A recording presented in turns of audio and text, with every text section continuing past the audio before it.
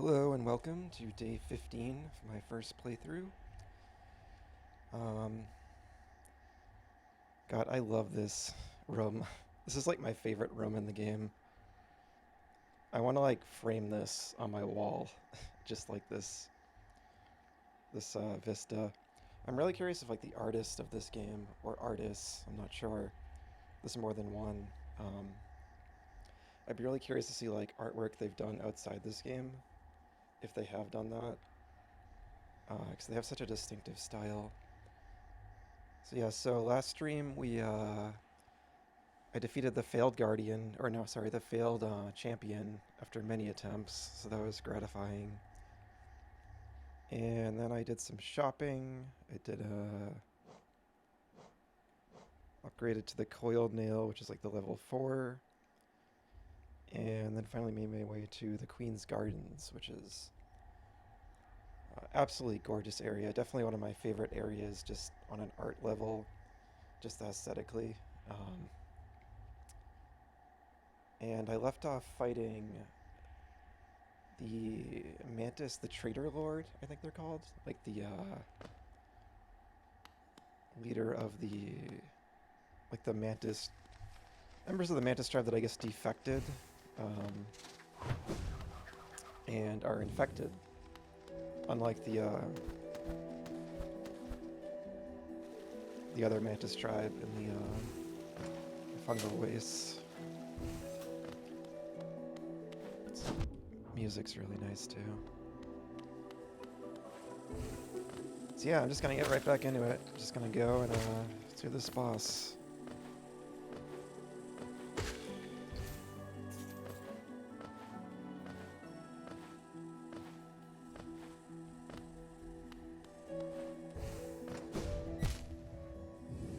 I think I've done that every time I've crossed that gap. The first time I always fall on the spikes right there.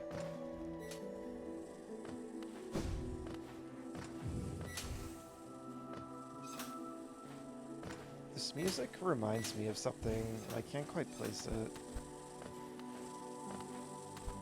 Like that part is actually right there. I have to think about it.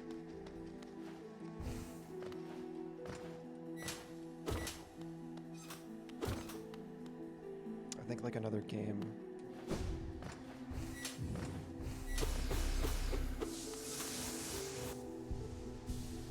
Probably Zelda or something, knowing me. I was thinking maybe it's something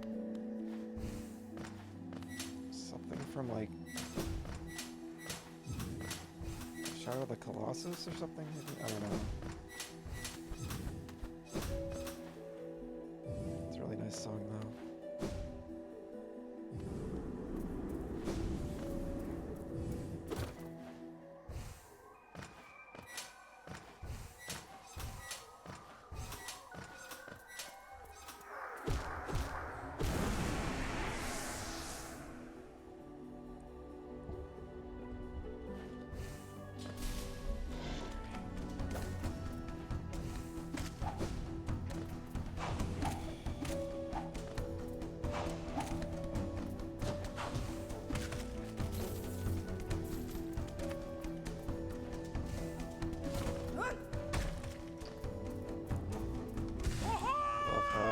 Cloth joins this fight. It's so good.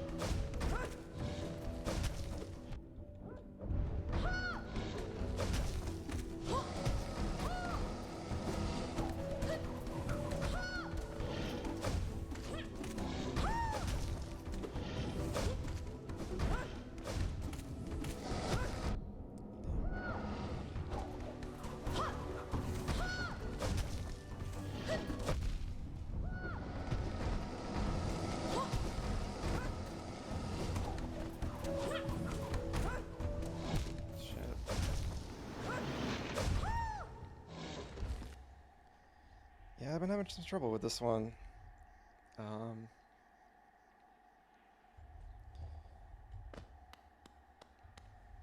we'll get it though.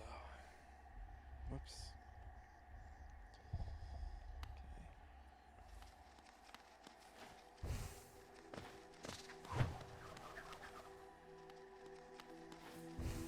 The hardest boss I've fought has definitely been probably the failed champion. It's just such an intense fight. I feel like you need to like be pretty much perfect with that one. It's just such a low margin for error. And the lost skin. So yeah, the two like bonus dream ones, which are clearly meant to be harder. I was actually wondering, I'm curious if those, because I know that this, I know they added like free DLC updates to the game later on, and since I'm playing it so late, of course, I think all that's just included right away in the game I bought. So I'm actually curious if those dream fights were added as a DLC after the fact, or if they were in the base game. I wouldn't be surprised if they're one of the things they added later. Shit.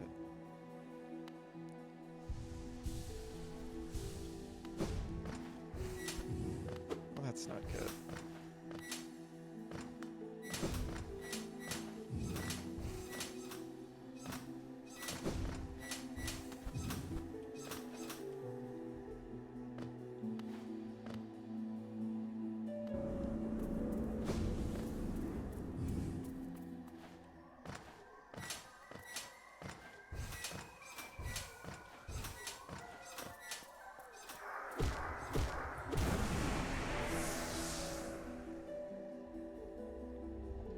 I wish they gave you some soul too, but I guess it makes sense that they don't.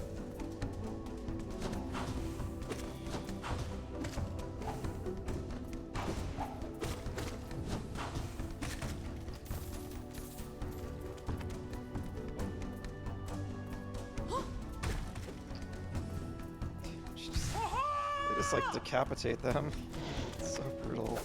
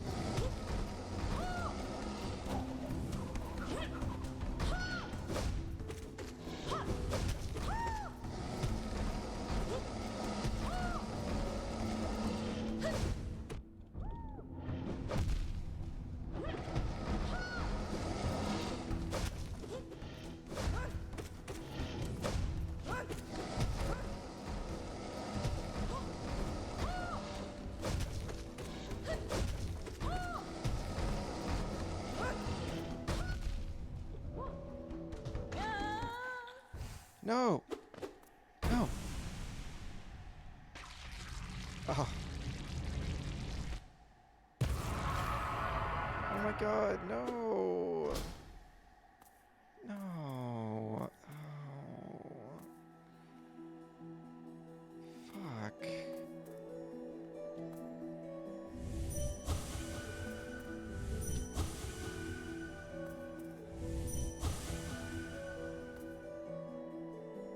I wonder if I could have avoided that.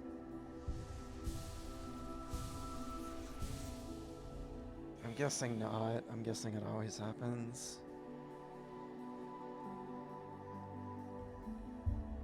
Oh, damn, that's so sad. Because they were like, I'm gonna finally be courageous, and like, I've been inspired by you to get stronger.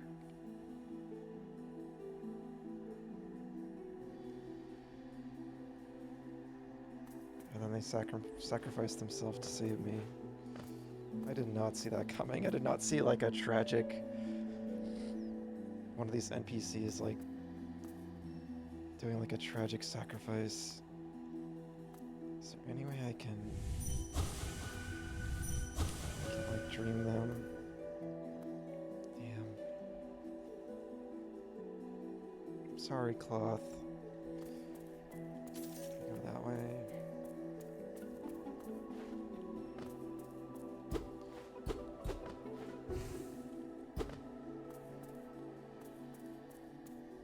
Alright, thanks, buddy.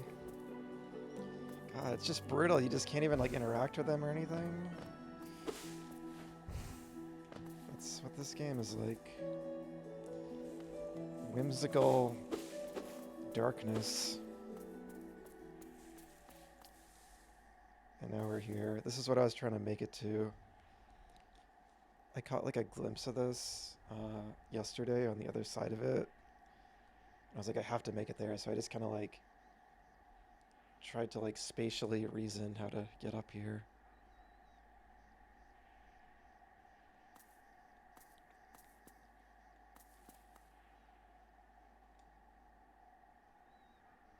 Let me turn my HUD off.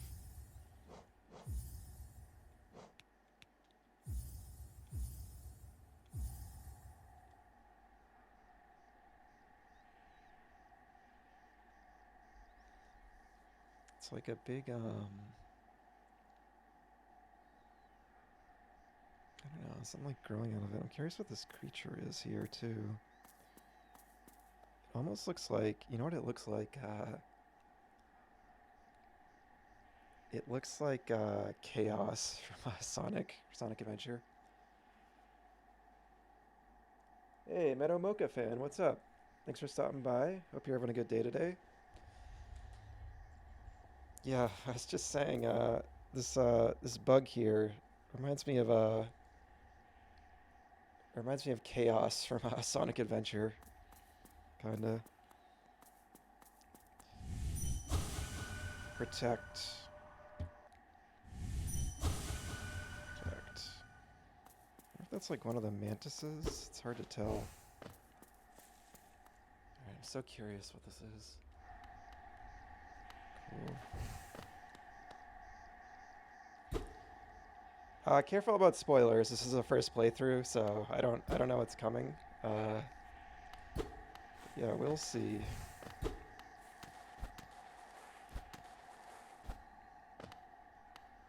I love the glowy roots and stuff. It's so cool. Oh, it's so dark. Got my little lantern hat. Whoa. It's so cool looking. It's amazing.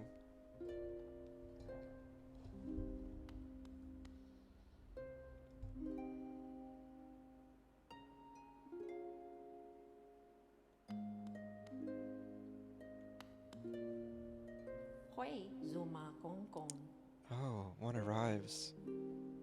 Far it walks to find me. Did it seek my aid? Or did the path carry it by chance to so pertinent a place? Alright, I'm gonna write them down. I've been taking notes on all the characters and lore stuff in the game. Just helps me retain it better. White Lady.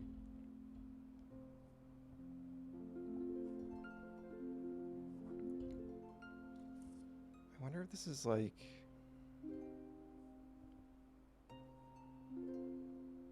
Characters earlier mentioned something about like the light or some kind of like cult or religion dedicated to light. I wonder if it's related to this character.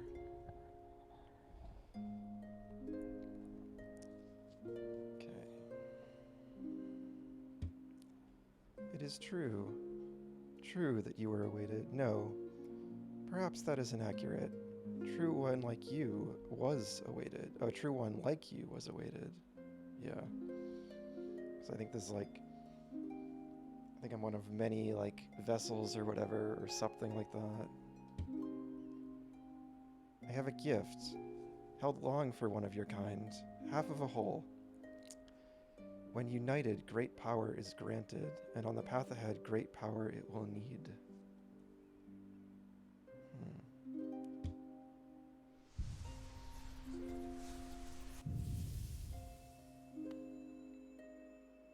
They're so cool looking. They're like a... It looks like they're sitting down, but they're like a tree or like wrapped in something.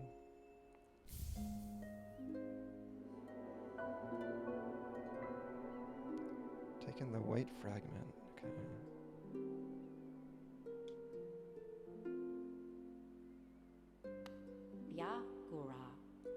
It faced the gendered child.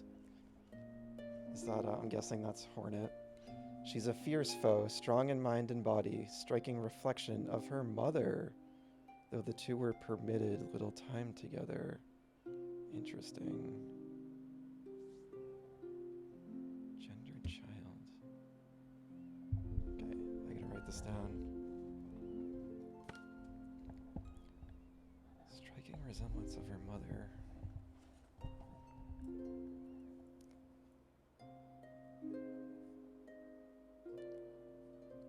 Gendered child, maybe? I mean, I'm guessing, I don't know.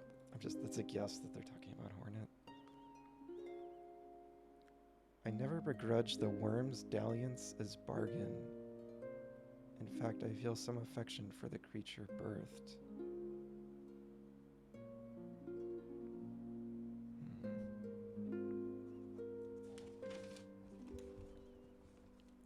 So interesting that,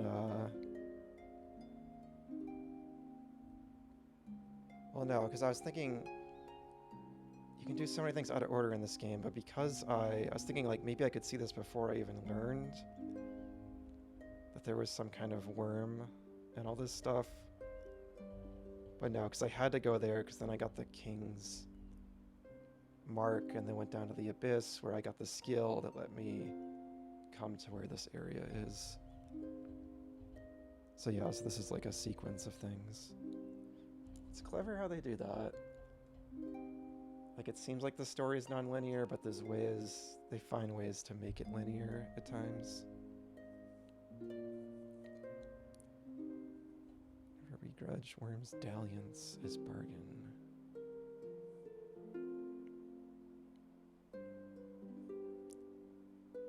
So yeah, they said something about maybe the worm didn't die or just transformed.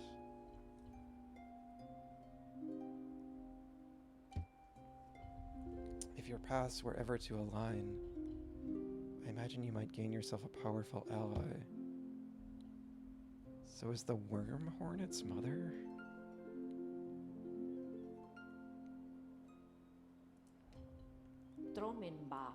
Within my roots, the weakening of the vessel I plainly feel. So that must be the Hollow Knight or the egg. Only two obvious outcomes there are from such a thing. The first is inevitable on current course, regression. All minds relinquished to that pernicious plague.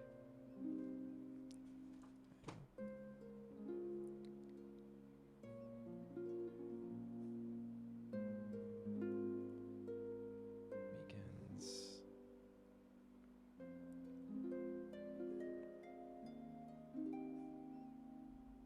Taken by plague. So that's if we don't. Maybe if things stay the way they are, or it's just sealed away by the dreamers or whatever. Second, I find preferable and would seek your aid in its occurrence. Replacement. I implore you, usurp the vessel. Its supposed strength was ill-judged. It was tarnished by an idea instilled. But you are free of such blemishes. You could contain that thing inside. Okay, so...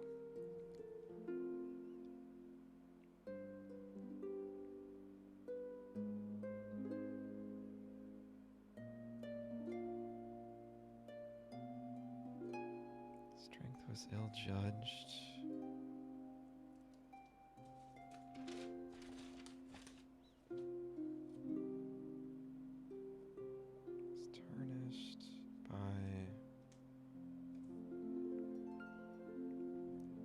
instilled.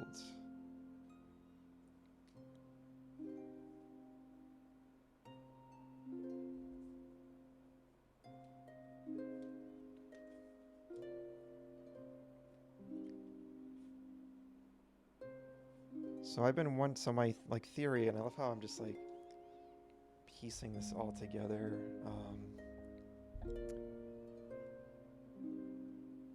Yeah, I thought maybe like the Hollow Knight contained the plague, and we were gonna eventually, you know, confront them, and maybe we could like just defeat the plague or whatever was causing it instead of just sealing it away. But it seems like the point is maybe to replace the vessel, which I'm guessing is the Hollow Knight, and maybe I'm like a more perfect empty hollow vessel, a more perfect Hollow Knight, and that I can contain the plague or whatever it's causing it. So I wonder if like the game's heading towards me like sacrificing myself or something. I wonder what the idea instilled. I wonder what that means. Interesting. Yakura. I'll offer fair warning. The vessel may itself be weak, but it is much empowered by that force within. Okay, so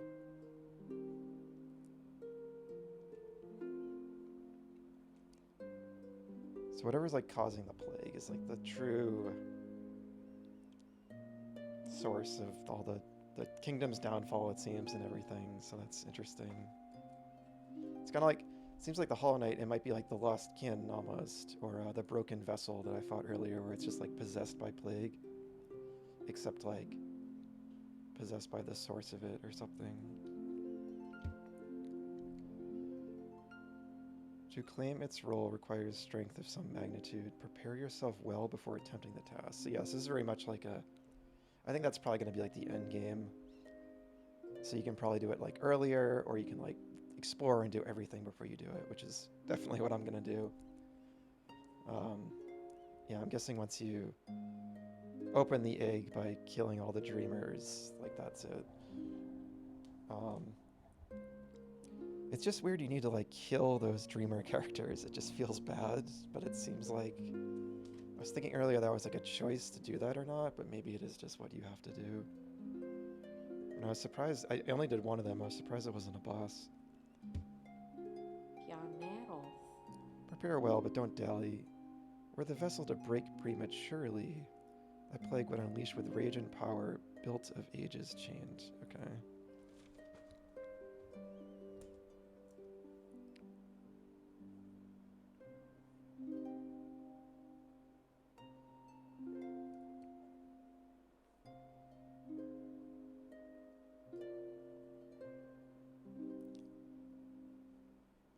So maybe the vessel is just the egg then. But does it matter if it breaks prematurely, or if I go and break it open? Is it the same thing? Isn't it the same thing? I don't know. We'll see. Pioneros. Okay. Very interesting. It was worth coming here.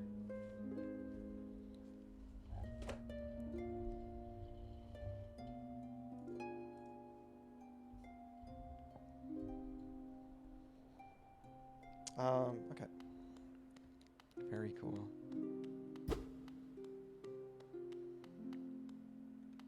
Love how you walk in here too. Give me 1 second.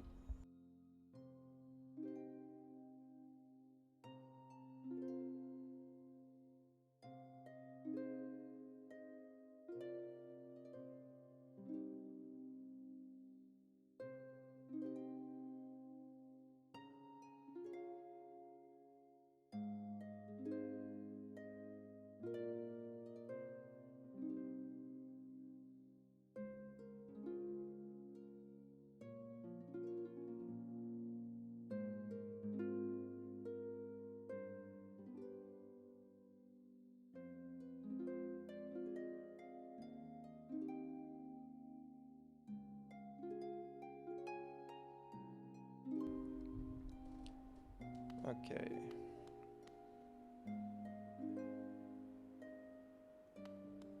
Okay. Bye, White I'm still sad that Cloth died, but it was nice to meet you.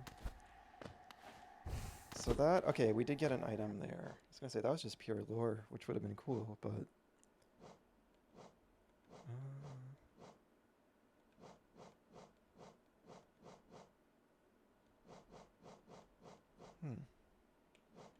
doesn't look like it shows up. What was that again? Yeah, okay.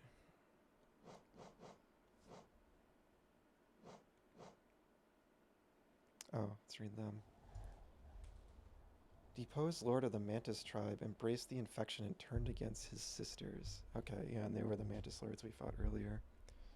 That was one of my favorite bosses, the original Mantis Lords fight. This one, so many of the bosses in this, I just feel like some of them I do a bunch of attempts and I'm not doing well, and then I just change up my strategy and then I get it, and that's what happened here. I just realized by blocking this path with like the dark barrier and getting you to think about that dash move um, that you can use to avoid attacks. I haven't been using that to avoid attacks much. I've been kind of forgetting about that functionality, and I think this whole section and this boss was designed to remind you of that functionality, which I think is great. Because once I realized, they have that attack in the middle where you have to dash through it, where they send all the shockwaves out. But then it suddenly clicked. I was like, their like just regular dash forward move towards me is like perfect for just dashing through, and it's totally designed around that. And yeah, that just made the fight way more manageable. And yeah, I think it's cool that it just like got me to think about that move as like to start using it in bosses more and thinking about its combat potential. Yeah, I really like how that was like set up. I felt that desire, the desire to take the infection into myself, to become stronger, more powerful. These thoughts haunt my dreams during the darkest times. A false hope, but it can burn so brilliantly in one's mind. So some bugs are like willingly becoming infected to get more powerful. I wonder if they have like any control at all when they're infected. Maybe some of them do. I don't know. It does remind me of like a Resident Evil situation. I'm thinking of like Resident Evil 4. When they're like purposely like the cult is taking in like, you know, oh, those are enemies. I didn't know they would hurt you. I thought they were like part of the background. Yeah, the cult is like taking in us Plagas, right? Like more powerful, even though it's messed up. Probably not a good idea.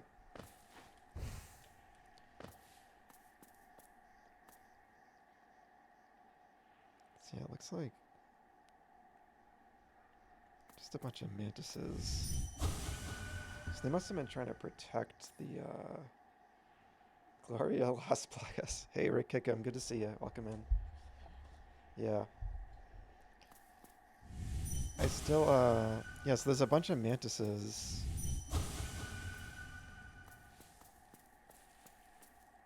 So they must have all been trying to protect the White Lady. Maybe from like the plague or the mantis, maybe the mantises, or, well, they are mantises, so I don't know. Oh no, the mantises were trying to get to her. And whatever that is was protecting her, it looks like. I love that. I love the storytelling going on purely through the visuals. Alright, well that was really cool. Oh, there you are. Yay. Hi. Well, now that was something. A true battle of mighty warriors. So intense, so climactic. It's really everything I could have ever hoped for. Oh. Thanks for all your help, my friend. For a tiny bug, you set a valiant example. We'll meet again, I'm sure of it. Be on my way soon. Nola is waiting, and I'm done down here. Just savoring the moment a little longer. Who's Nola?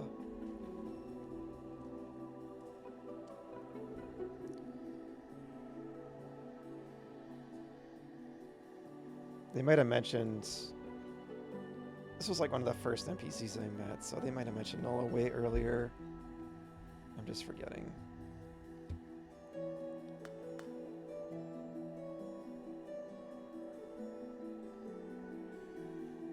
Nola, what's that? Noah? What's the creator's name? Man, this Kickstarter tier must have been expensive, because this was like a pretty prominent character and had a really cool moment here. So yeah, good for them. Good for Noah Sturtridge. They got their character in. All right, Cloth. It's been real. You can't see me, but I'm like saluting. Take care, buddy. I really hate that I can probably dream nail them and like absorb their spirit. That's probably possible, and I'm like being very careful not to do that.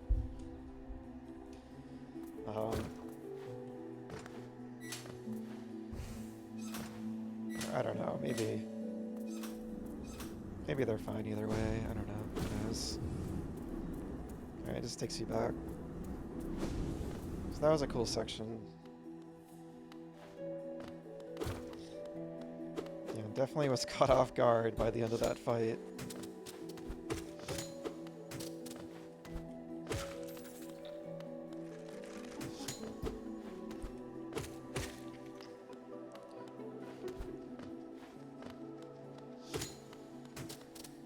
Yeah, I was gonna say earlier when I saw your message, Rick.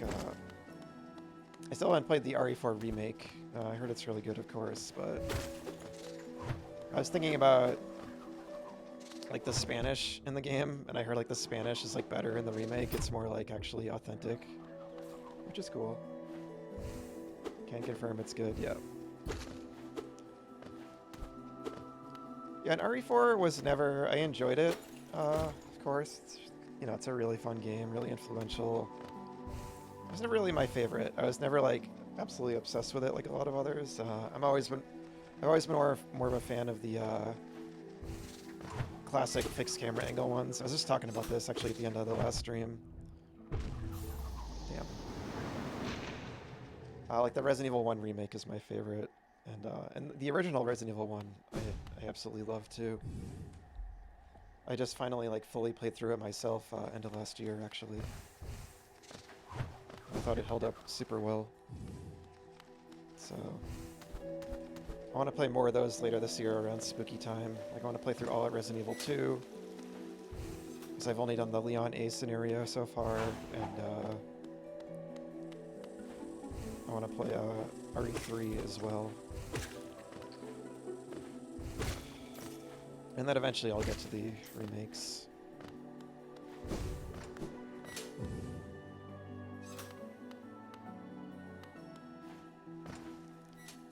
Was that a line in RE4? Because I'm trying to like remember.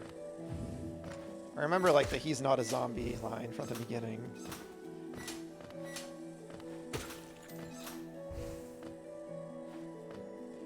Oh, it's in 1. Was that Barry when you find like Forrest? Yeah. Yeah. Looks like he was killed by a crow or something. Yeah, I love Barry. That's why I did the Jill route, and I'll probably go back and do Chris. I've done Jill and Chris in the remake. I only did Jill in the original so far, but and I was familiar with the original because I grew up watching my brother play those games. So that was still like the first one I saw, was the original RE one. But yeah, I love the Jill playthrough because you get all the good Barry moments. Yeah, I think the voice acting in that game is... It's not just bad, it's like so bizarrely bad. It's like fascinating to me. Like, I understand like how the acting in that game is possible. But it's so entertaining.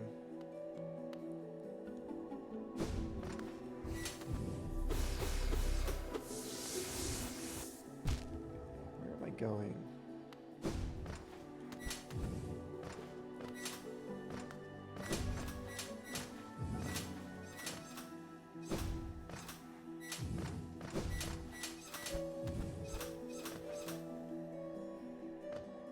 Right, I was going up here.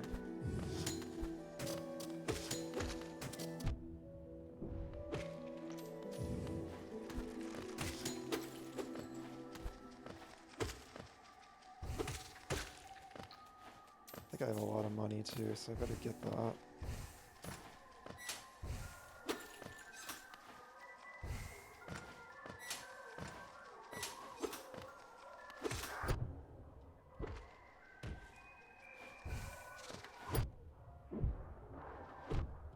my god, just get my money, please.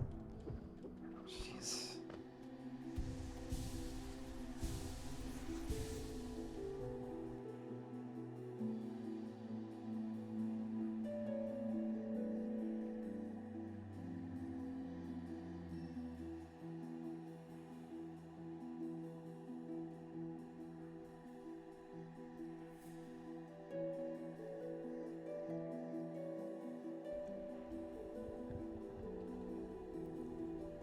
It's really powerful, especially against living things. What does he say in the remake? He's like, here's a can of fizz. It's sure to mellow and yellow those things.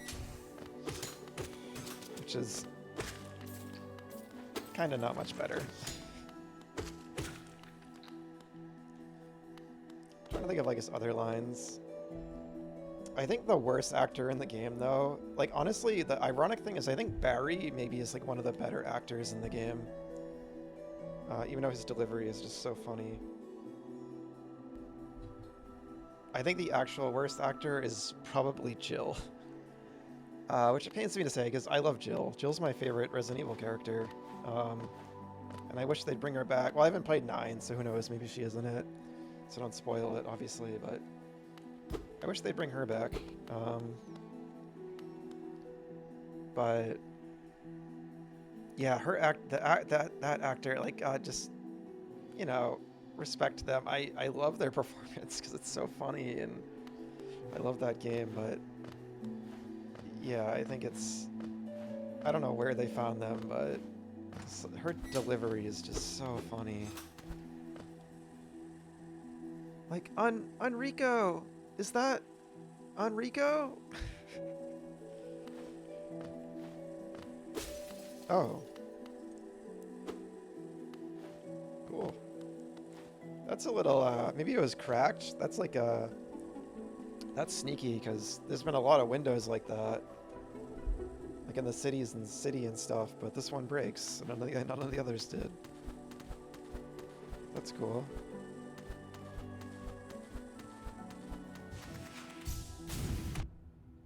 I thought that would hurt them.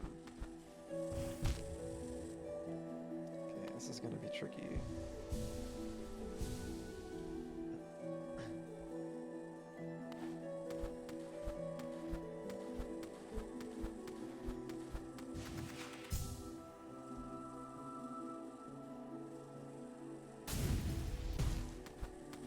Little guy there just impeding your path.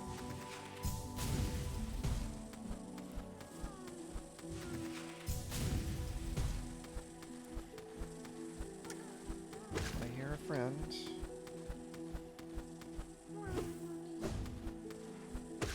This is tricky, wow. Ah, damn, this is hard. Because I suck at doing that. I suck at stopping it in time.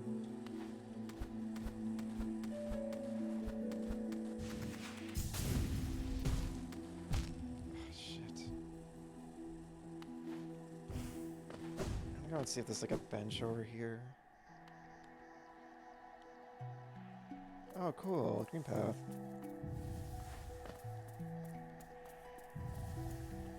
Actually, I think this song is my favorite song in the game. The green path theme.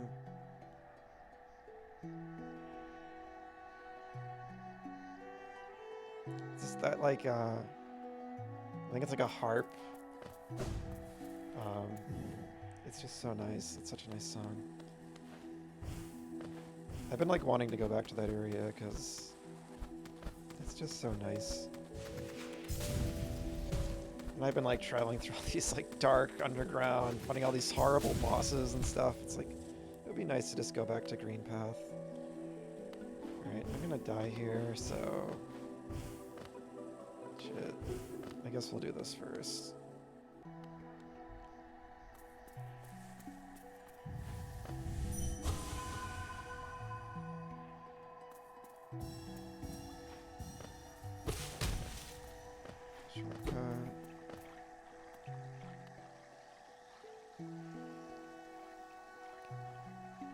Though once our lands, a pale being lays claim to the caverns ahead. It may appear benevolent, but it does not share our dream. Be wary to wander that place. That's so interesting. I remember, I think I saw this way earlier, and I just met what they're talking about. So who made this then?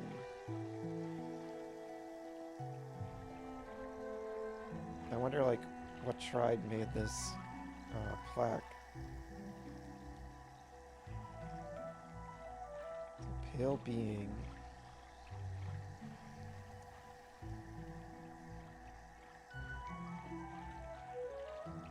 The caverns ahead.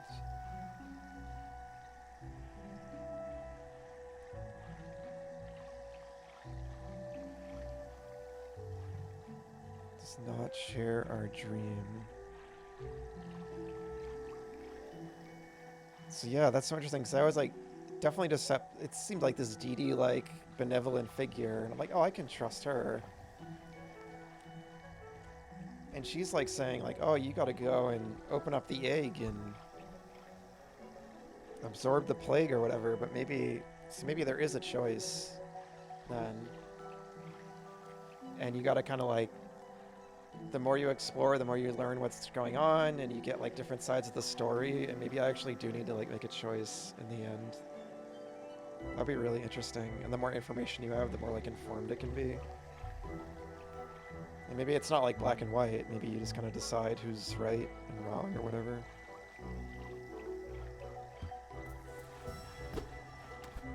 Oh no. Oh, I guess I never did read it. Damn.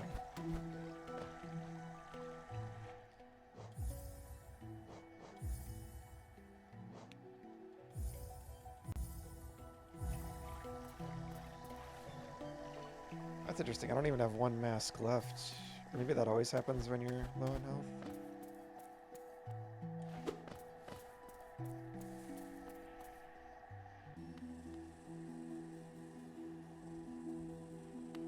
Okay, so what can we do?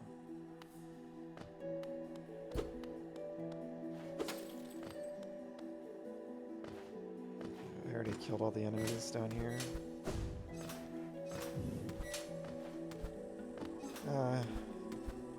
It's fine. I can go back to the bench if I die. These jumps are just so tight. I was gonna see if I could just double jump up there. I doubt you can. That's fine. You know what I want to do though? I want to switch my badges up. It's been a little while since I've done that.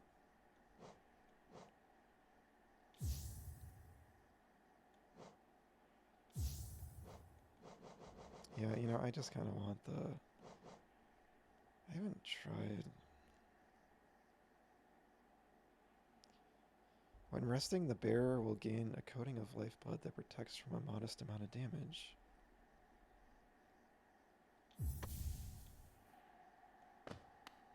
Does it go away when you unequip it?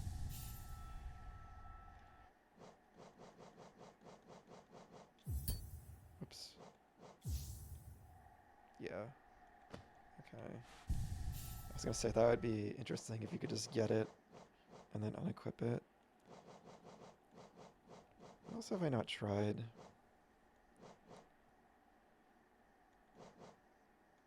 I haven't really tried the spells one, but not really using them. What was that again?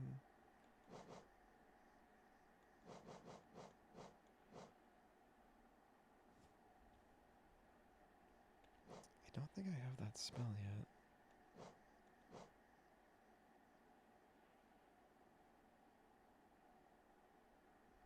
I've not tried that.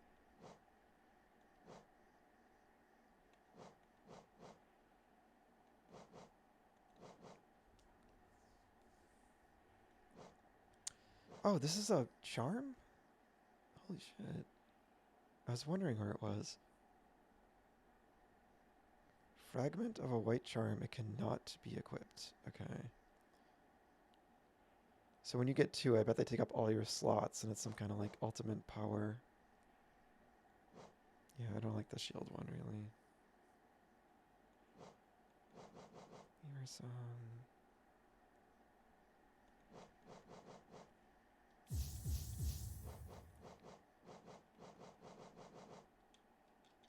it's like I have to try anyway.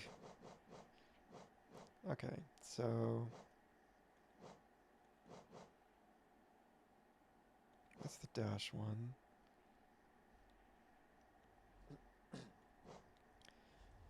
If you're still there, Rick, I don't know if you were here the other day, but somebody was in here who said this badge looks like Sans from Undertale,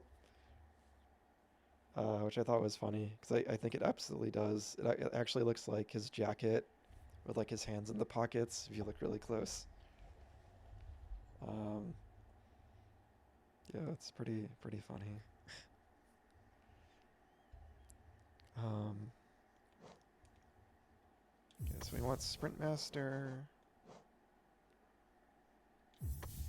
Knockback. I like that one. I like the Quick Slash. I feel like this is like my loadout. Like this is get a little speedier, remove knockback, slash faster with the longest slash you can get. Because I really don't like knockback. I gotta try this now. Also, I just thought of I love how that stays broken. I listened to it for like 2 seconds before I broke it. It was playing the rest area music, and I slashed at it just compulsively, and I didn't expect it to actually break.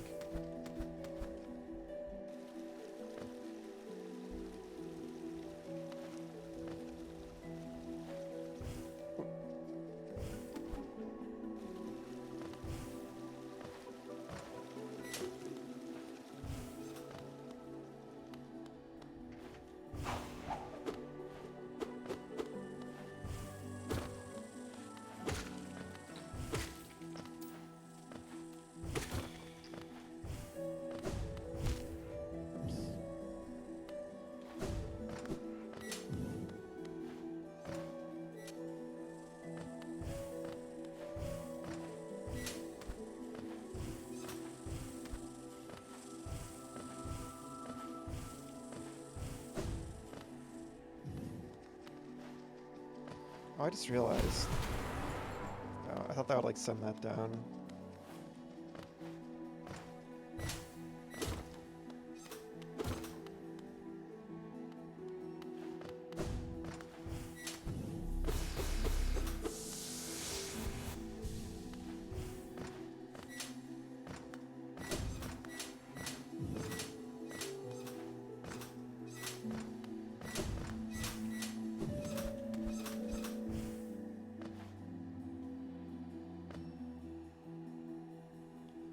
Finished building Barad-dûr today. You had to buy a new nightstand. That's so funny. For a second, I thought you said like, oh, you need to like find one, or like set up a new one, but you actually had to buy one. That's funny.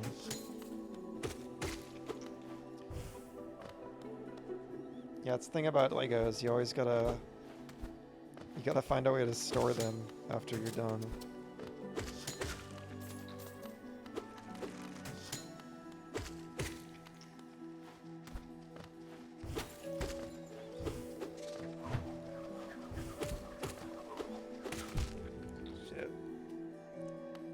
How tall is it? Is it like huge? Just trying to imagine what it looks like. I'd be curious to see it next time I'm over.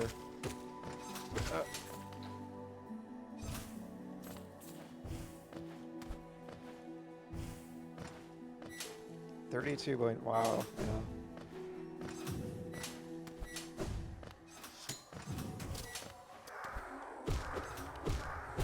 That's really, I like when they put the ghost near the entrance and not in like some awkward place, like where I actually died in here.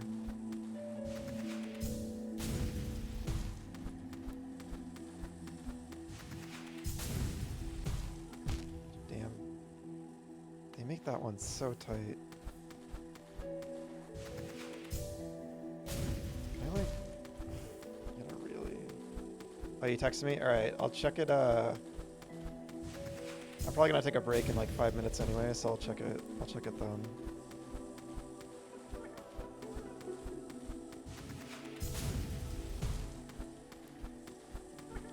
This is tricky. Stop. Okay, alright. I'm ending the stream. It's over. We're done. Yep, it's, thank you for watching. Okay. No.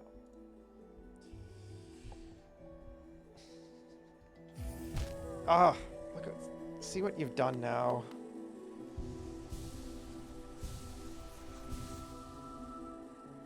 Yeah, all according to plan.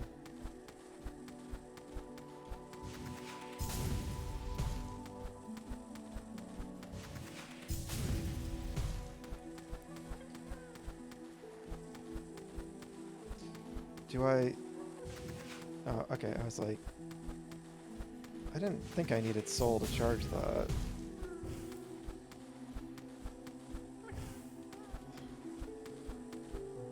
This is like...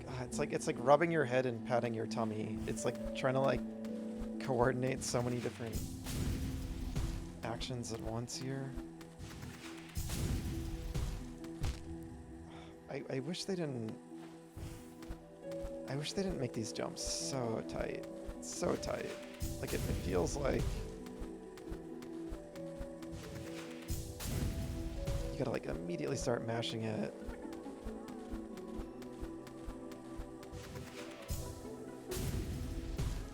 Yeah, it's funny, because they're just so, like... unthreatening, but when they put them in... I hate that. When they put them in this situation... They're still like a nuisance. Yeah, I'm so... There was another section that was like this, and like... Yeah, it's so hard to do that. There must be a better way.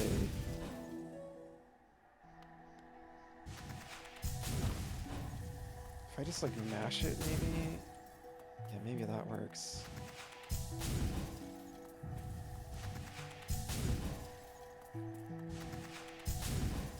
I'll just start mashing it right away. I just find it's really hard when they make you do that quick stop on a precise platform. There's a section earlier where I needed to do that too, and it took like a billion tries. Okay.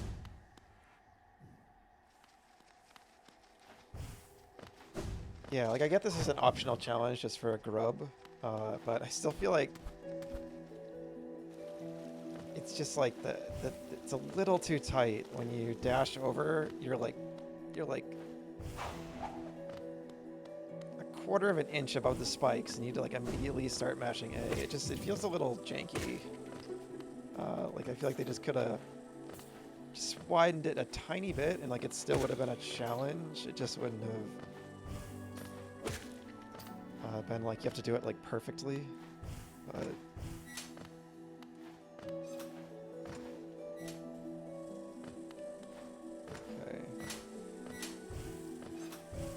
I keep seeing the sign for that stag station.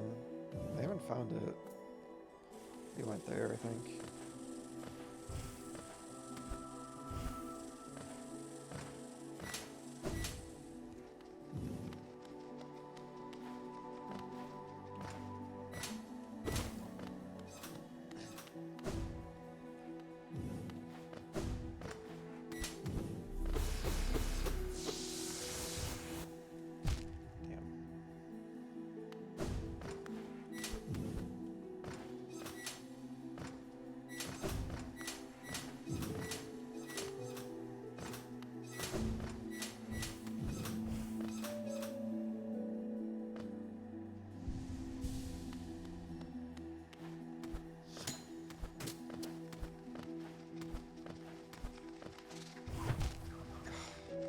I could just swoop up there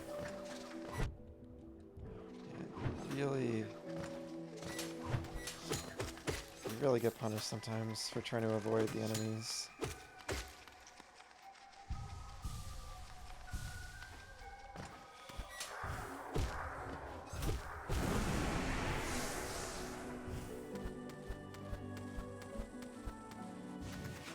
That's probably gonna be too low.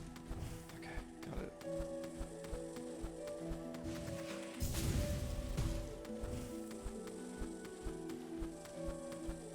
Yeah,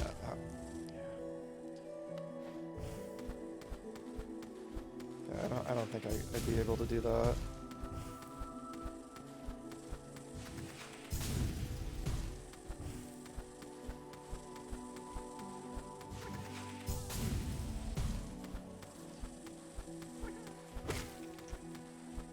Could probably hit him with a... Oh, that was kind of lucky. I wonder if I could double jump from here.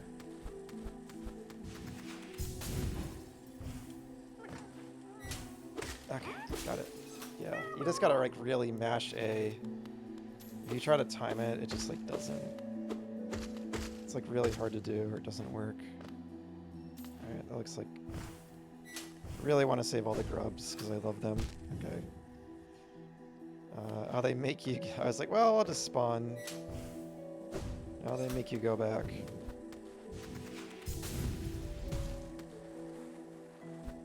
Do it in reverse. Alright. Alright, that's green path.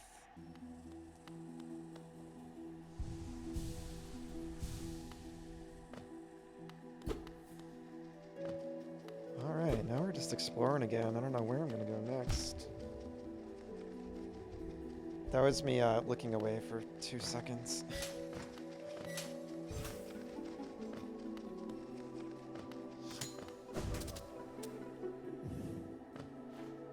So I think this was just... Yep. That's where we just were with the boss and everything.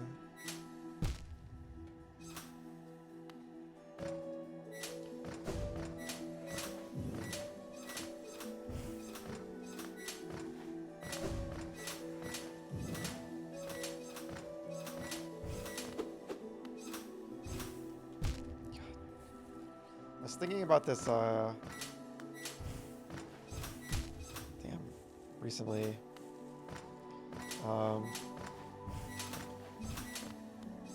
Like earlier today, I was thinking about this game. And I've been saying how the sense of impact when you get hit is so intense. It's like more intense than any game I played. Usually a game will have like a big sense of impact when you attack an enemy, but this, it's like when you get hit, you really feel it to the extent where a lot of times early in the game, I thought I like had died, and I'd like get used to the impact being so intense. It like almost like freezes everything, and it like has just like such a sense of weight to it. And I feel like I'm still not even like fully used to it. And reminds me of Darkest Dungeon. Yeah, I haven't played that, but I've seen it. Isn't that, I think it's like turn-based, right? And it has like a kind of like this interesting art style. Yeah, I think it's the game I'm thinking of. But yeah, I don't know if I'm a fan of it. That's what I was gonna say. Because it just feels so jarring when it happens. And I'm kind of mixed on it. Like, you really feel the impact, and like you messed up, but at the same time, it's so impactful. It almost like throws me off sometimes in like the middle of a boss. It almost like throws me off my groove. It's not just like quick, I got hit and then move on. It's like, yeah, just the way it just like is so like slam, and like the screen shakes. And it also has the effect of like, it's so demoralizing feeling. It just like, it's very distracting to me in a way. I don't know. Yeah. And yeah, it's just like that. It's like, it's so demoralizing that it feels like when you're in the middle of a boss, it almost feels like insulting. Like, it's just like, you know, like, does it have to be that extreme? I don't know. It's hard to explain my feelings on it.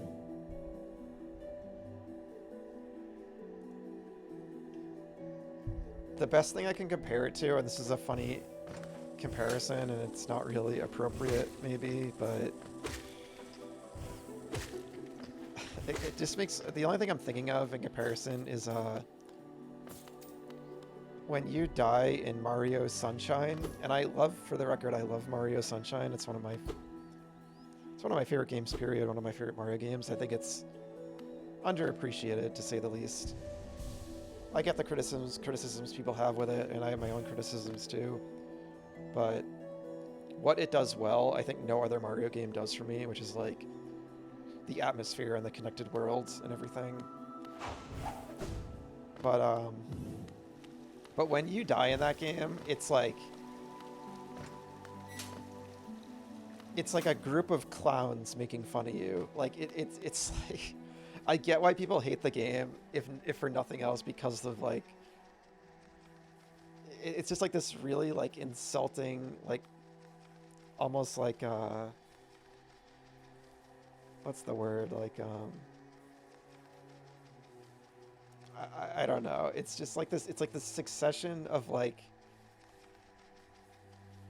off-key trumpets followed by like a little horn honk at the end, almost just like add insult to injury. It's like ba ba ba ba ba ba ba. Yeah. See, yeah, you played it, so you know what I'm talking about. And it just feels so bad. And I just feel like that's kind of what the impact feels like when you get attacked in this game, especially by a boss. It just feels like it just feels like you're just getting hit in the face. It's just like you screwed up. It's like, okay, game, I get it. So I don't know. I'm a little mixed on it, but yeah, exactly. Yeah, exactly. The Titanic recorder meme in game over form. Yeah, that's what it feels like. I'm trying to think of like the right word, but yeah. But all right. I've been live for an hour, so I'm gonna take a quick 5-minute break. And thanks for hanging out. I will be right back.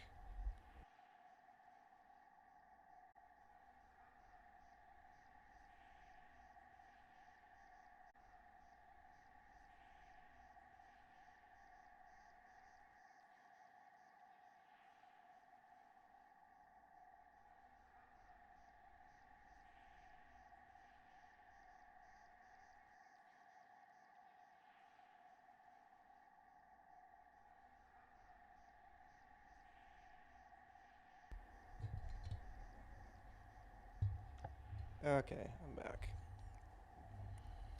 Let me look.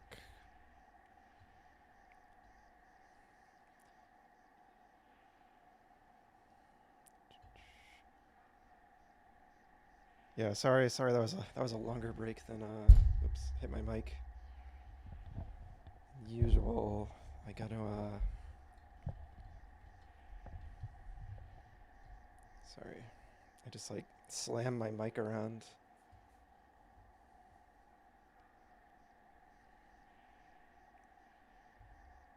Yeah, I gotta try to time the breaks better. So yeah, I don't know if you're I don't know if you're there, Rick, but yeah, I'm looking at the Lego set right now on my phone. Yeah, that's wild. It's huge. Jeez. So much detail too. I'm zooming in on it. How long did that take?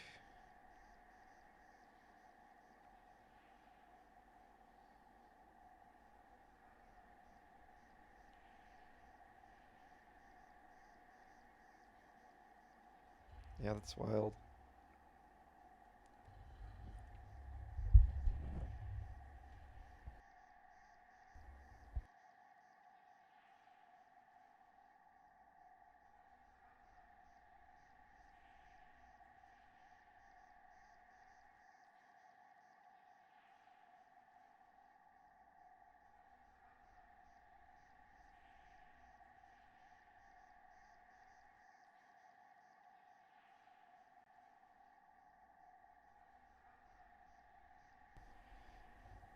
Okay. Yeah, I keep getting like,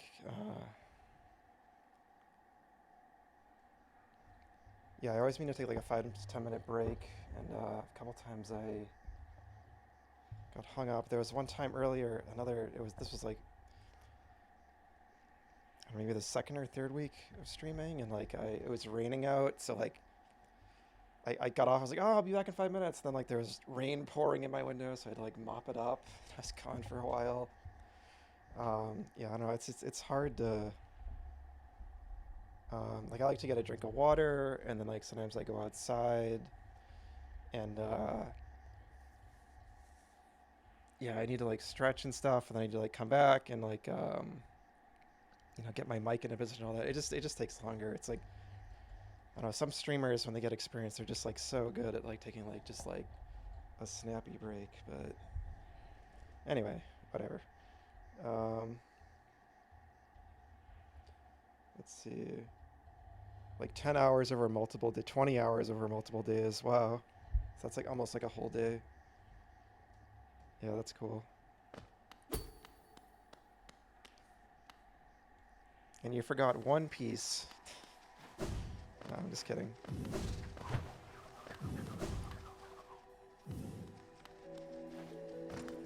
Imagine if there's just like one missing piece when you got to the end of it. Alright, so I don't really know where I'm going next. Guess I'll just go this way.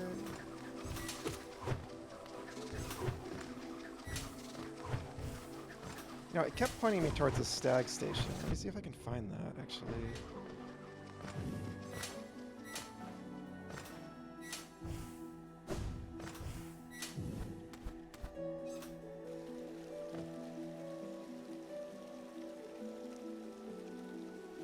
You were sweating that the whole time, yeah.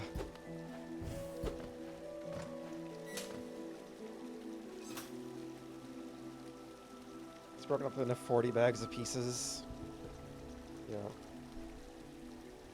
This will be the one that's missing one. I think it's like a number you can call to like order like a missing Lego piece. I think I've heard of that before. I could be wrong about that though.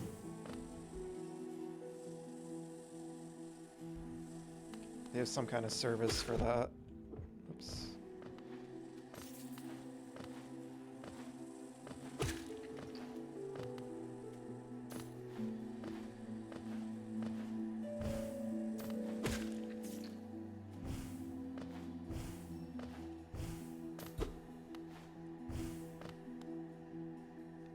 They had a website and a number in the manuals. Yeah.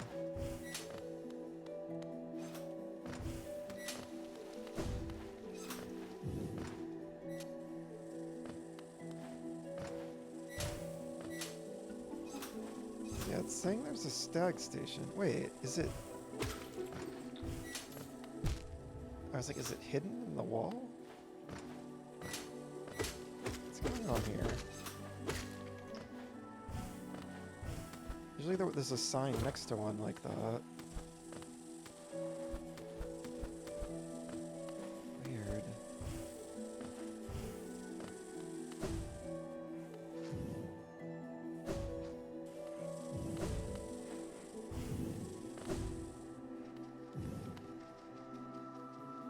And then it points me back.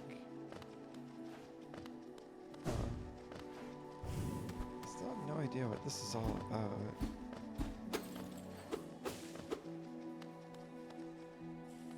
Weird.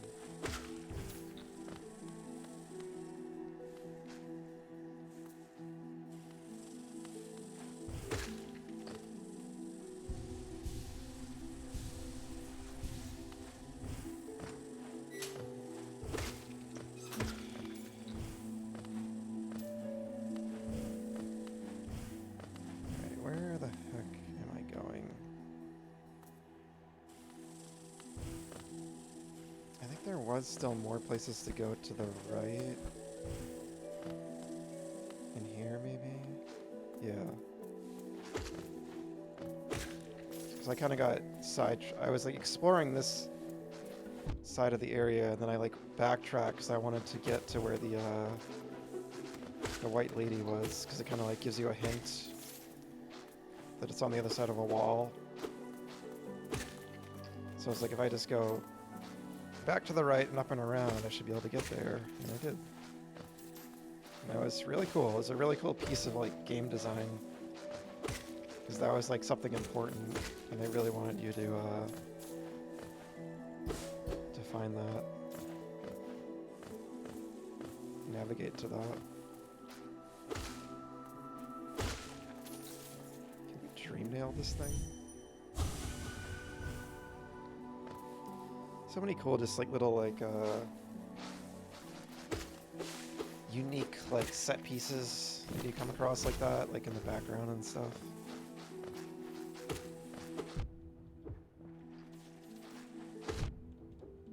I can tell the developers prioritize that kind of thing. Oh my god, I'm getting destroyed.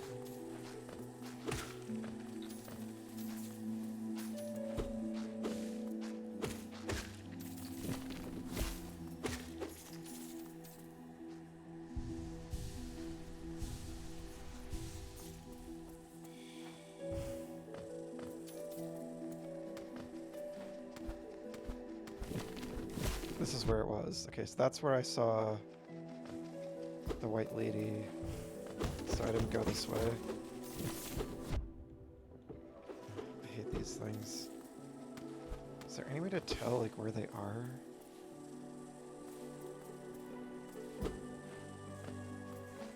It's like a maze.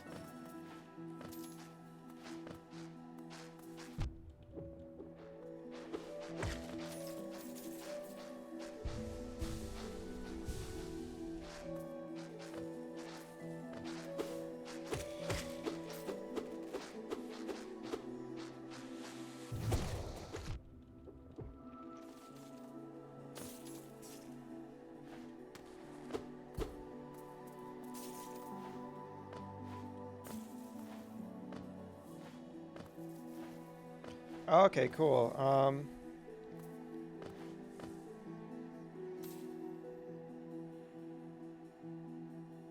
Yeah, yeah, I mean, I am interested. Let me know what they're thinking. Do they have a day in mind, or? Yeah, yeah, cool.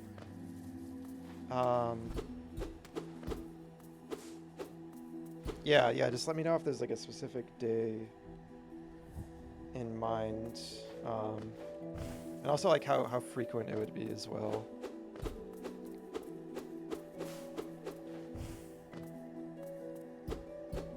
Okay.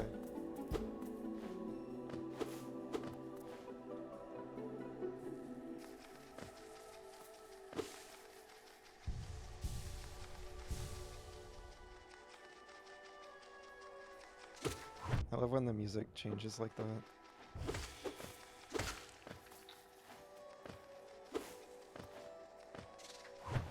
It always feels like you're making progress, but it's also just like most of the music in this game, like none of it has gotten tiring or anything at all so far, because it's like a lot of it's ambient and it's composed in a way that it's just like very vibey and not like overly intrusive melodies and stuff, I feel. But I love when they change it up like this, because that makes it even more like, if there was ever a risk of it getting tiring, like they layer it or like take off layers from it as you explore. So it feels really nice. It's like always changing.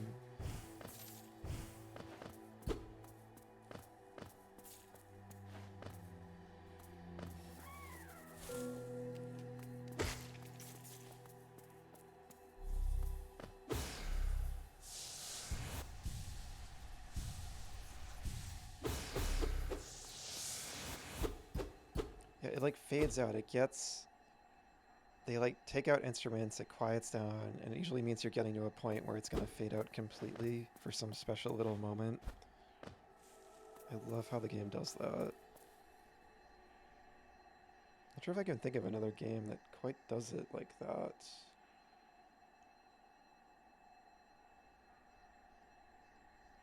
Yeah, my stream on while you were constructing the spire. Oh, you were enjoying the soundtrack? Yeah, yeah. Yeah, yeah, I imagine it's good for that kind of thing. It's really soothing. What the hell is this? Kind of looks like one of the grubs almost.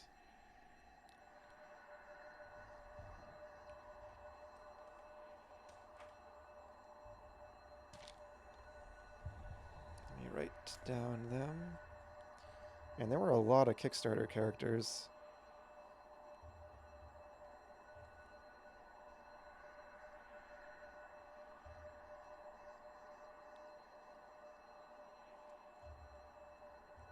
I mean, I assume that's the ones with like author names. I assume that's what they are.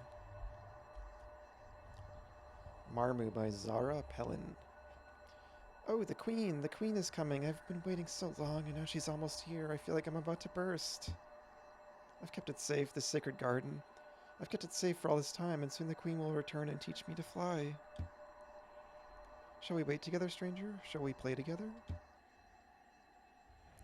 Oh, this is one of the dream bosses. Okay. I haven't encountered one of these in a long time. God.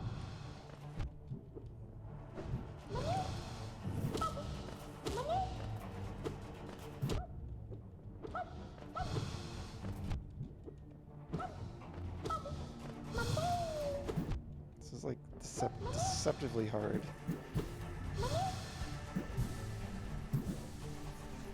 Wow, I kind of found a safe spot there. That's funny.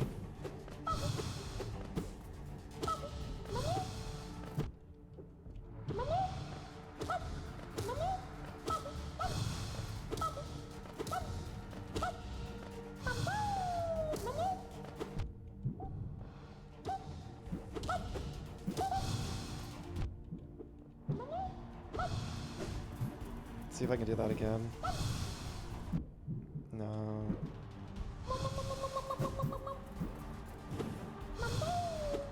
Damn. Damn it. Bench is so far away. God.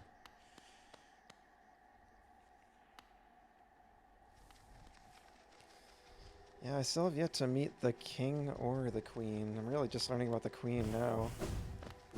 If they're even still alive, which logically they wouldn't be, because Hollow Nest is supposedly extremely old. Which is weird because there was a character I met. Am I going the right way? I don't think I am, to get back to where they were. It's fine. Oh my god, just please. Yeah, they really... I just lost all my money. Oh my god.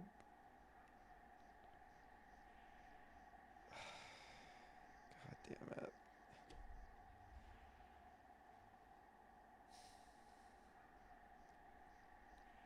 I just was like, I realized I was going the wrong way, so I was just on autopilot. I was like, I don't feel like fighting these things. Like, it's so annoying, man. I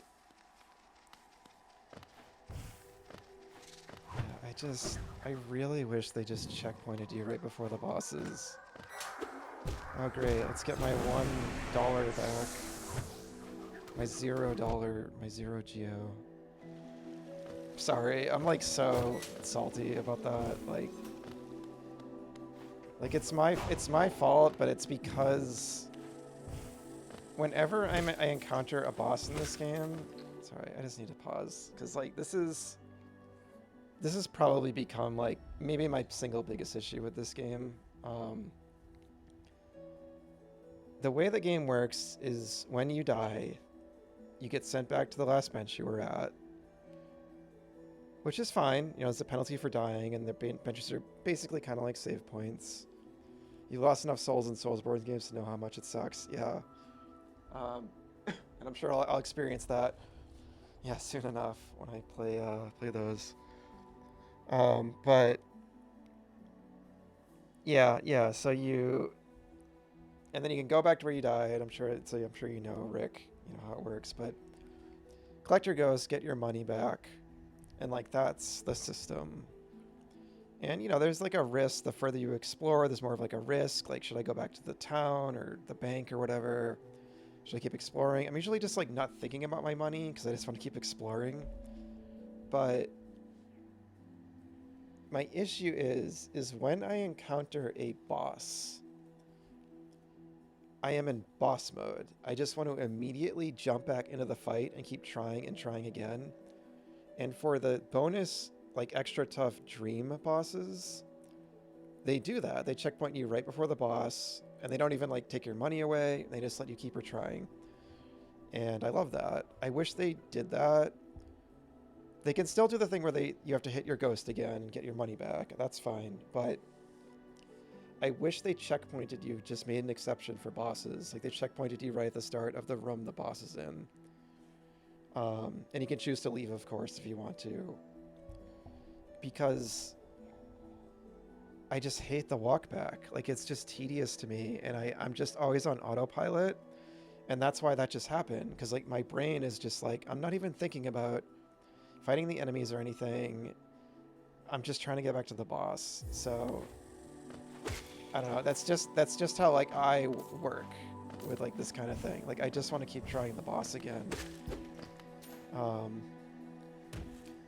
And I like have to go back there. Well, I guess I did find a character in the town that lets you collect a ghost if you leave it behind, but still, there's a chance I'll just die again. And like I don't want to go all the way back to the town. I don't know. It's just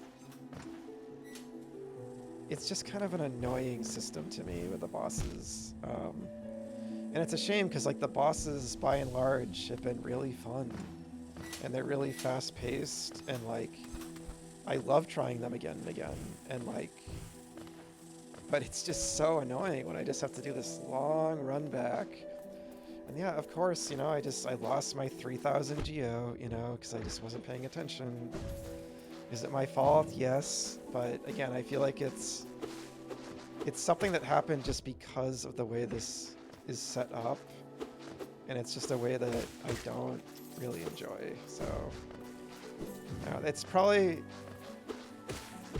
I don't have a lot of issues with this game. It's mainly like little nitpicks, like with like the way the map works and other little mechanical things.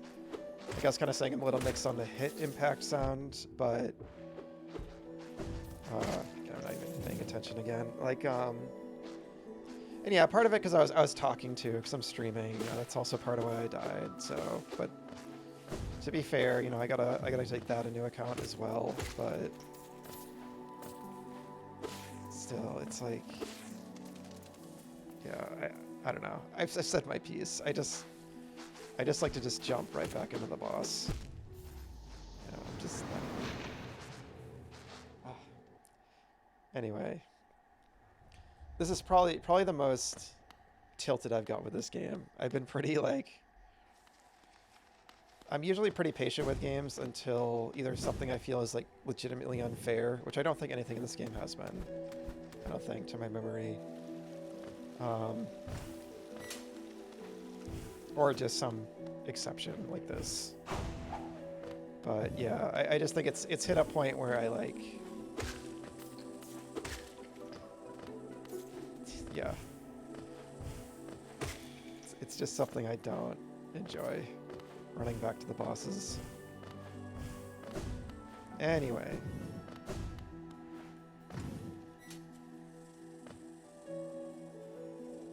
Yeah.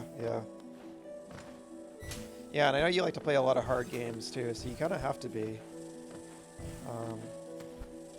Again, like I love a fair challenge, right? Like, as soon as something is like, I don't know, cheap or tedious or like just kind of annoying in a way that's just meant to like pad the game out or just to like irritate you or stuff like that, not into.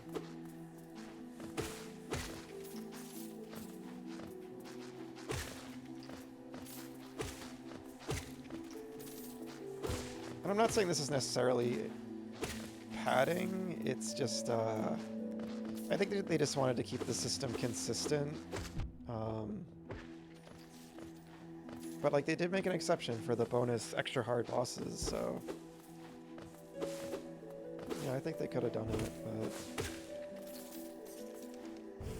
but they might have. I was speculating earlier they might have added in those extra bosses as like DLC, as like an update, which I just wouldn't know because I'm playing this so late. I don't really know what was an update added later and what wasn't.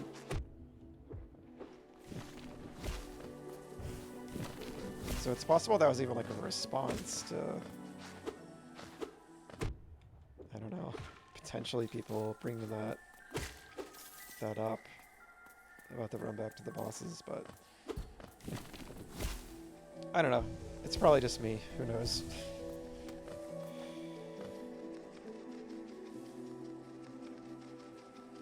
Oh, you were being sarcastic. Okay. I would have believed you. I would have believed that you were patient with games.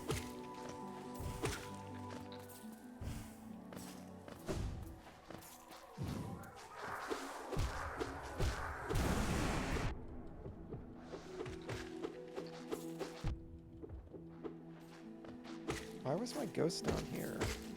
That's weird.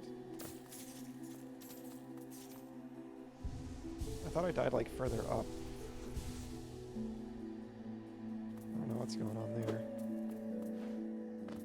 I don't know, I've been yapping, I haven't been paying attention. Alright, I gotta... Man, the route back to this thing is like so many...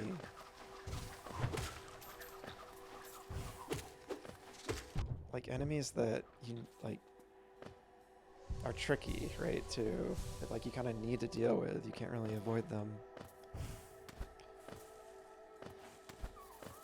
Alright, if I don't beat it this time, I'm probably just gonna walk away because okay, they give you this, which is good. Yeah, this is an annoying run back to this, and I feel like I have the choice to just walk away. So. And this is kind of like one of the bonus Kickstarter dream bosses. I just want to see what's over here first. Alright, the path does keep going, so...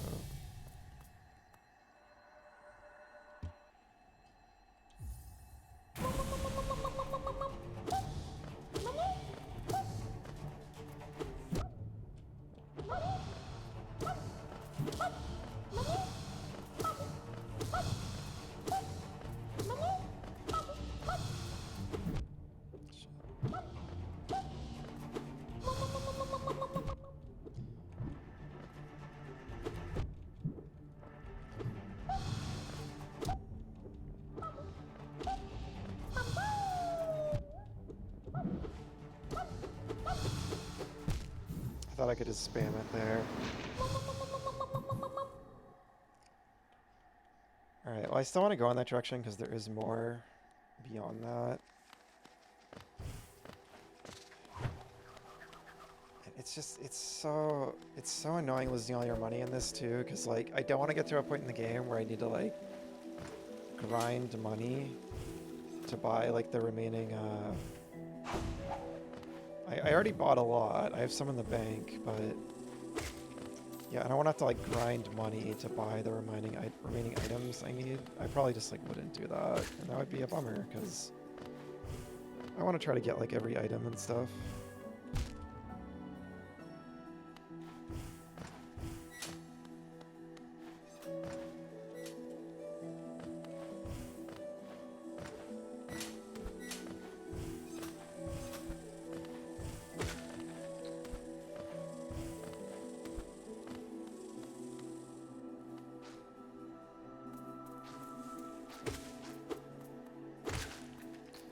Oh, are you thinking of like the Dead Man's Volley, like the energy tennis matches?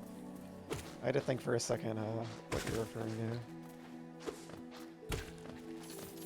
Yeah, it's a little like that, except way harder. It's like surprisingly difficult to time this thing.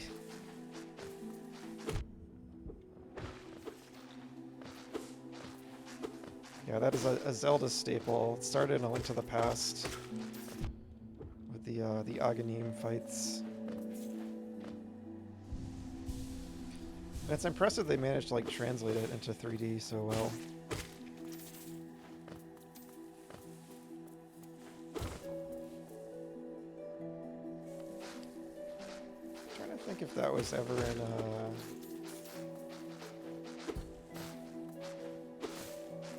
the new games. Probably was at one point.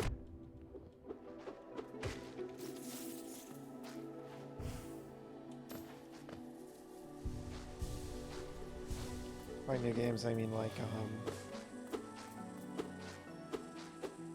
Breath of the Wild and Tears.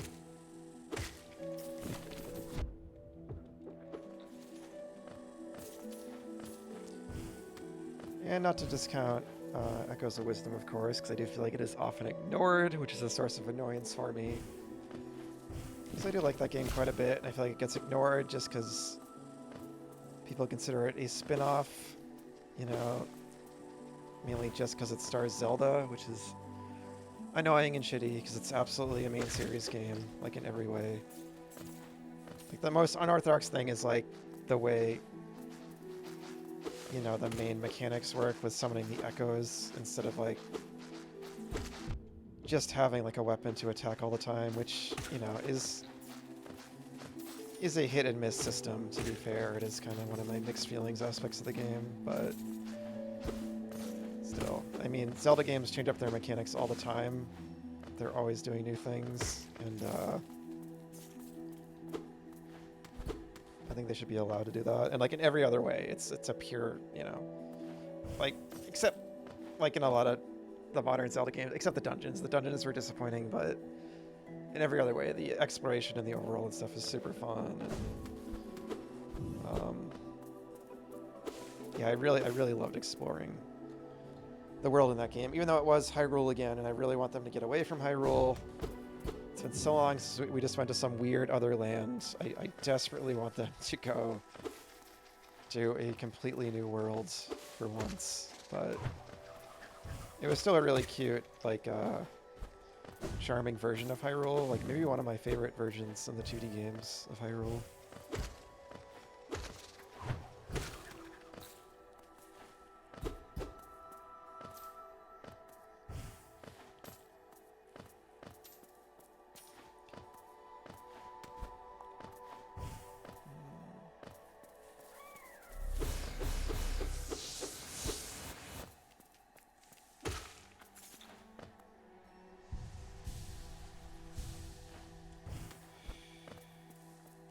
Let's try this.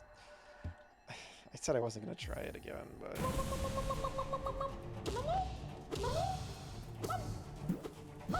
that last attempt was really bad, so...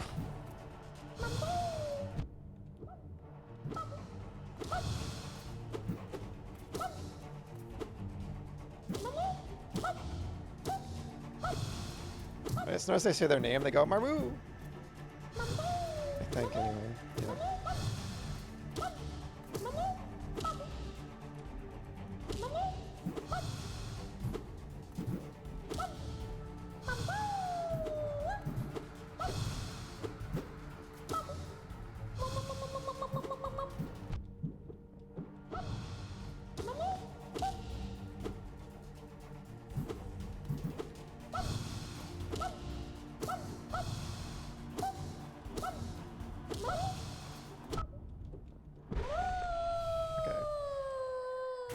Luckily it wasn't that long. Some of these have been kind of tanky, but I think it's because my nails upgraded.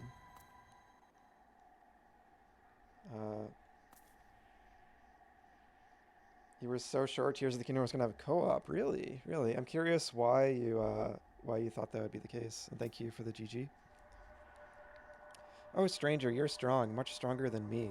I've been waiting a long time, stranger. I've been fighting a long time, stranger. I've been fighting a long time, stranger.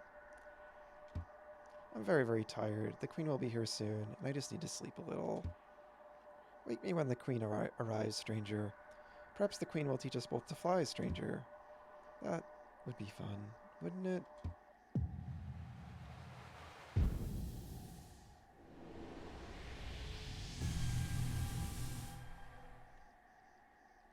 Protector of root and leaf, we honor you. Oh. So that was a cute little moment. I did, and that I liked. It wasn't.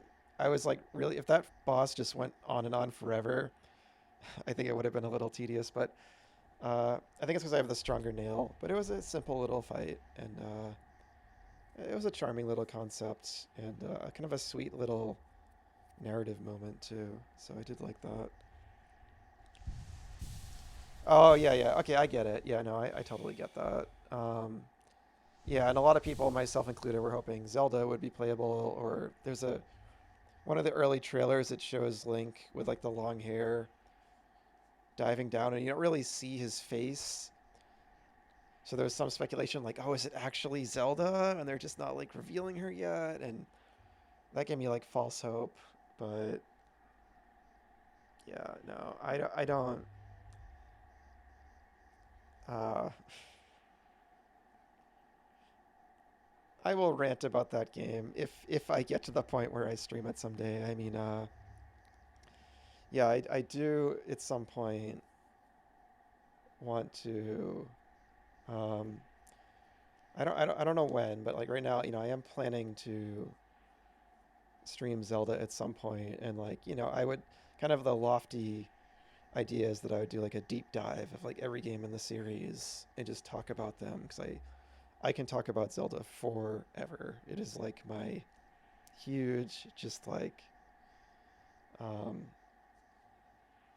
you know, just like fixation. Like I just have endless things to say about it, as any of my friends know. um, but yeah, I was just gonna say, yeah, Zelda being playable in Tears and stuff. Yeah, because I love the intro to Tears of the Kingdom when they're in that. It's so atmospheric. It's so cool. I love like them being together. Um, and I don't care what I just the thing that annoys me so much. Like all I will say, I'm not gonna get into it, but I feel like Tears of the Kingdom's story with Zelda, like her role in the story, I feel like it's carefully engineered to deflect any criticism about her not having a major role. The game pretends she has a major role, when in reality, it still just kind of does the same thing it always does and sidetracks her. And I think that's so annoying. Like it's almost like less annoying to me if they just straight up damsel her. Like I hate that too, and I don't want that to be clear. But it's the way Tears like kind of pretends that she has a major role, and she has some cool moments in it for sure. But they basically do, and I don't want to like spoil it, but they basically, in my opinion, they basically just kind of do the same thing they've been doing with her for a couple games now, or for really like a lot of games in the series in one way or another. And it's really frustrating to me because I think Nintendo is making all these other strides and being like progressive in a lot of other ways. Like, um, I mean, they did give Zelda her own game finally, which is cool. It's not perfect, but um, I still like it by and large. And I think in other series, I think like Splatoon, um, like Tomodachi Life just came out, and like that game, I think that's like maybe not the. I'd have to double check. One of the first Nintendo games of recent memory where you can just have like any kind of like same-sex couple, or like you can be like non-binary in it, or just like you can. There's a lot of customization and stuff, which is, as someone who like has been playing Nintendo games forever and grew up with them and like remembers when they were like so stringent and backwards. It's like really refreshing and like kind of surreal to see, but I love seeing it, and I'm glad they're growing. But Zelda, I still feel like is so stagnant in some key ways, and it's a bummer. Zelda with the steel chair at the end. Yeah. Um, but, oh, cool. Oh, and here's the station. Okay, it's like hidden. That was really cool. That was a cool little moment. Because it really, you can kind of tell it's not a typical wall, but I love the way the camera just shifts. But yeah, that's one of my sources of annoyance with like Echoes of Wisdom kind of being ignored. You know, relatively, it still sold like 4 million copies or something, but you know, I feel like a lot of people just kind of wrote it off as a spin-off, and yeah, it has some notable flaws with it, but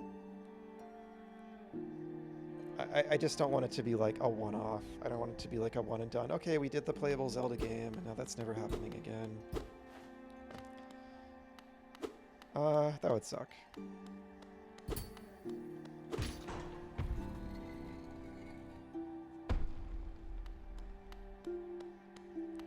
Okay.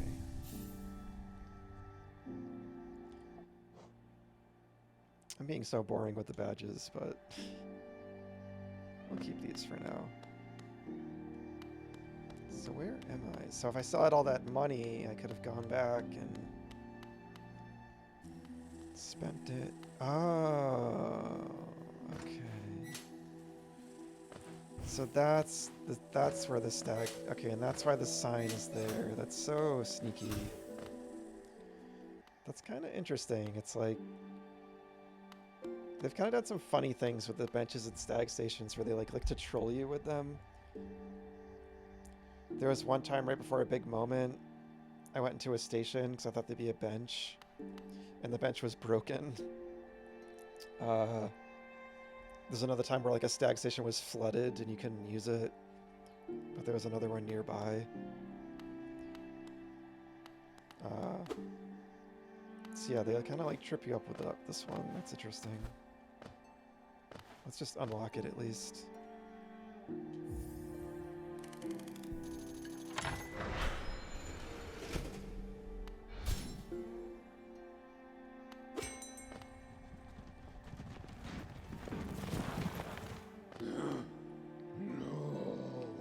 This is one of my favorite NPCs. I just love this giant stag beetle and his grunts, and they're like really like they kind of subvert the idea that they would just be like this like passive kind of like big brute that just carries people around, but they're actually like really intelligent, and they have like a lot of interesting things to say about each area. I love that. Many stag stations have been opened. Again, I can travel the breadth of of the kingdom. So many grand thoroughfares and old sideways I'd forgotten. Somewhere amongst the lines lies the stag nest. Oh, cool, the place where I was born and raised. I thought its location lost to my failing mind, but now I can almost remember the path. Cool, if you keep opening stag stations and beckoning me through them, perhaps I'll again find that nest. Oh, I'd like that very much. So you get like a... By just opening all the fast travel routes, it unlocks like a bonus area maybe? That's so cool. I love that. That's such a great idea. Again, another thing I've never really seen in a game.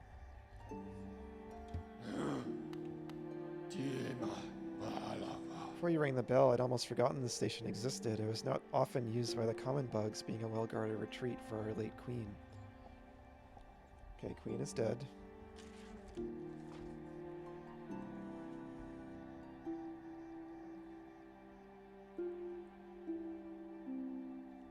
But, like, we still might fight her zombified, infected corpse or something, who knows, but her spirit we might meet, I don't know. Even as overgrown as they've become, these gardens are still beautiful after all this time. I'm sure the queen would be happy to know that. Okay, not yet, buddy.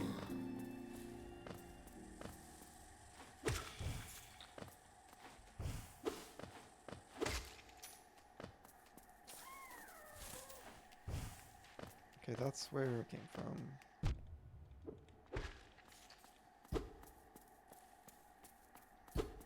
Nothing.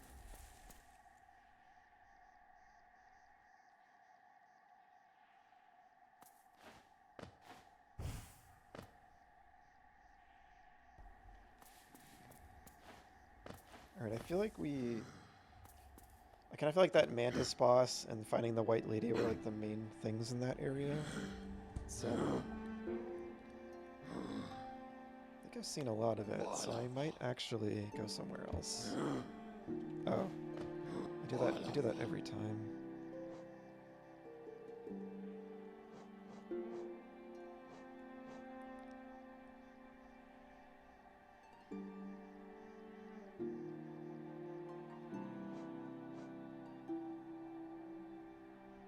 I haven't been back here. I wonder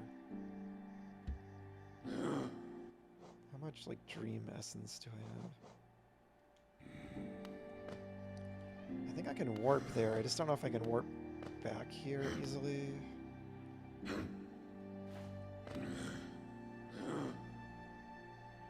Let's test it.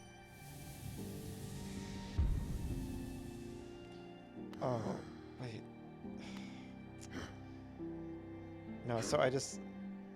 So how do you use the warp? I wish I could review how to use that skill. Oh, it's right here. Okay, cool. Hold down while using the dream nail to set up a dream gate. Hold up while using the dream nail to spend 1 essence. And travel to the place dream gate. Some areas may lack a strong connection to any dream, disallowing use of the dream gate.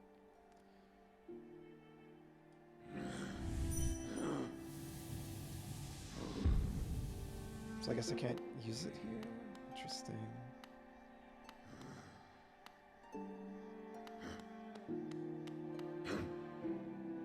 I want to try that sometime.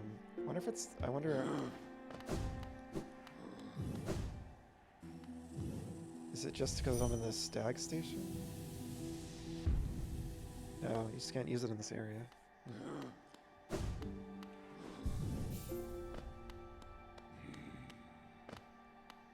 I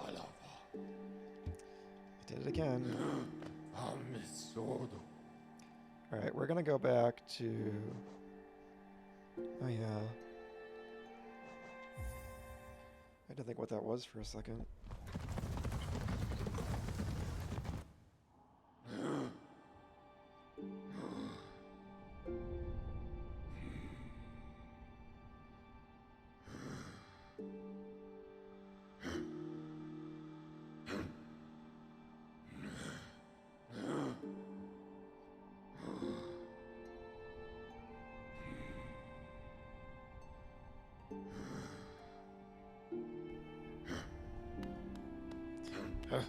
I love their noises. So the city is definitely the area I feel like I've explored the least. So it's time to finally spend some time here, though Wait, I think I gotta do something else. Hold on. I don't know if I can get to the part I haven't explored from here, actually.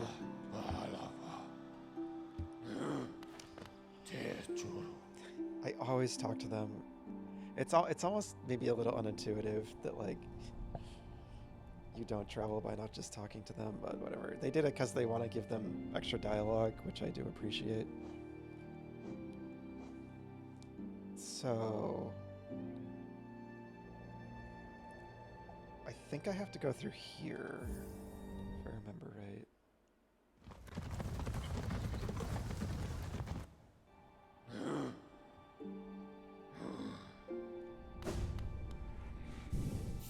I'm gonna need to equip this.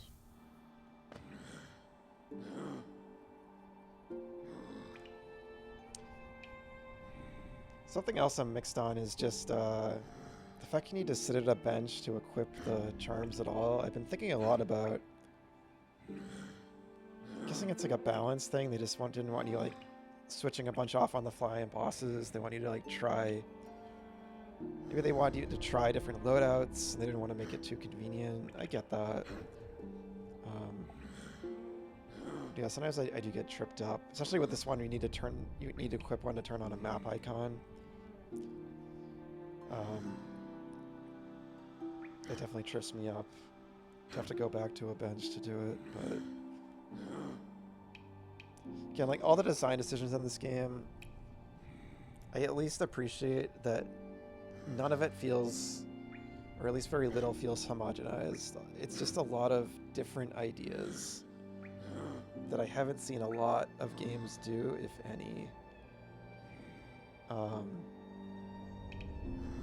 like having to equip a map icon, how you draw in the map when you get to a rest point. Um, I feel like the healing system is pretty unique. There's a lot of ideas, and I really like seeing that. I do kind of begrudge how a lot of modern games just kind of follow a template, so yeah.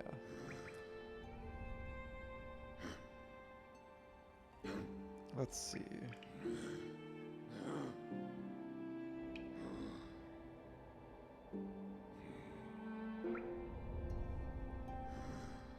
I remember. We gotta go through that lake area.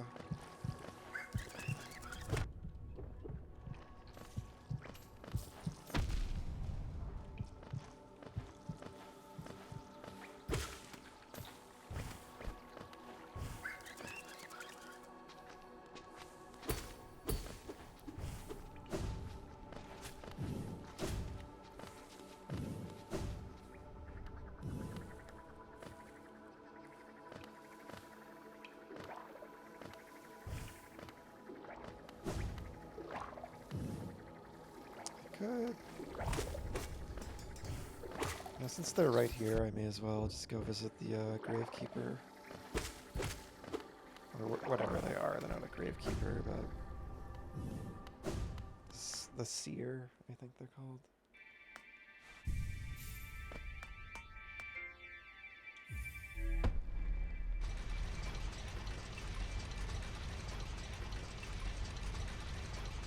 The Crypt Keeper. I know, wasn't that like a show? I never really watched that. Because I was always like, I was so afraid of like anything horror related when I was a kid. And I wouldn't say I'm the total opposite now, but I am opposite in a lot of ways.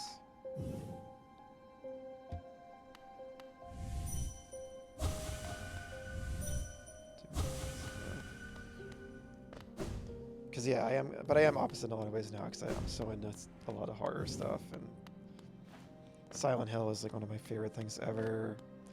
I mean, stuff like this, like there's a bunch of dark horror undertones in this.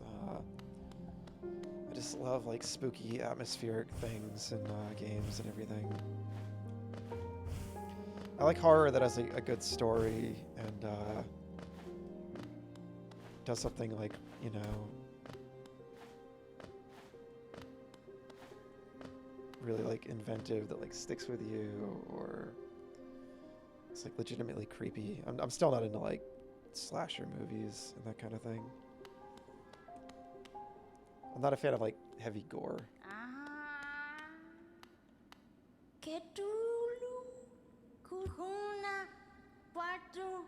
The dream nail glows bright. It holds over 1,200 essence. Looking into it, I can see so many memories peering back at me, so many asking to be remembered. None of us can live forever, and so we ask those who survive to remember us. Hold something in your mind, and it lives on with you. But forget it, and you seal it away forever. That is the only death that matters. Ha, so they say. Enough of that, though. Take this relic and come back to me with 1,500 essence. Go. Oh, another one of those. Okay.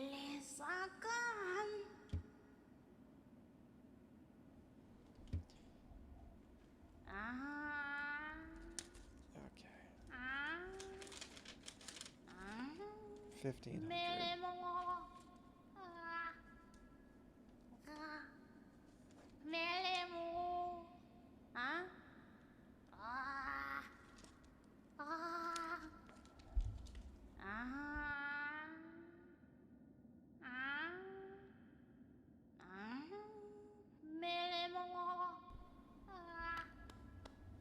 Curious about like the ghost lore in this game. Like, are the spirits I have a meaning? Are they just like memories, or are they like actual spirits and ghosts, or are they?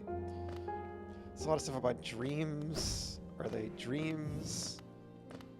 Curious if they'll ever really be like fully unraveled, or if you just gotta kind of piece it together yourself or draw your own conclusions.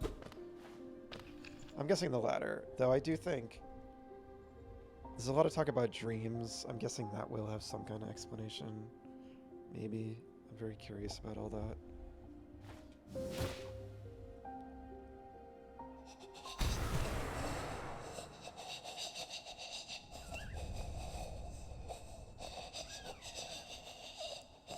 Oh dear. Well, speaking of horror stuff, here we are. Sounds like a regenerator from RE4.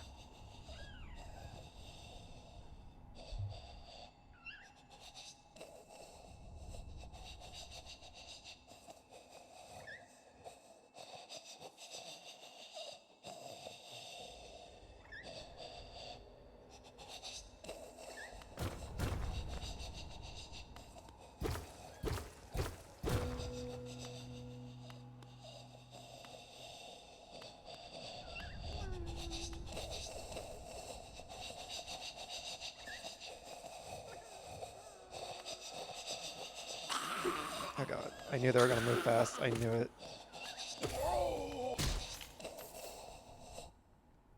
Entombed husk, mummified remains, deformed and enraged by infection.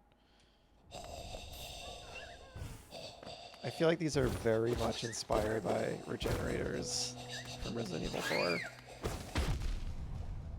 Probably one of the most memorable monsters in any game. Purely because of the noises they're making. You hear them before you see them.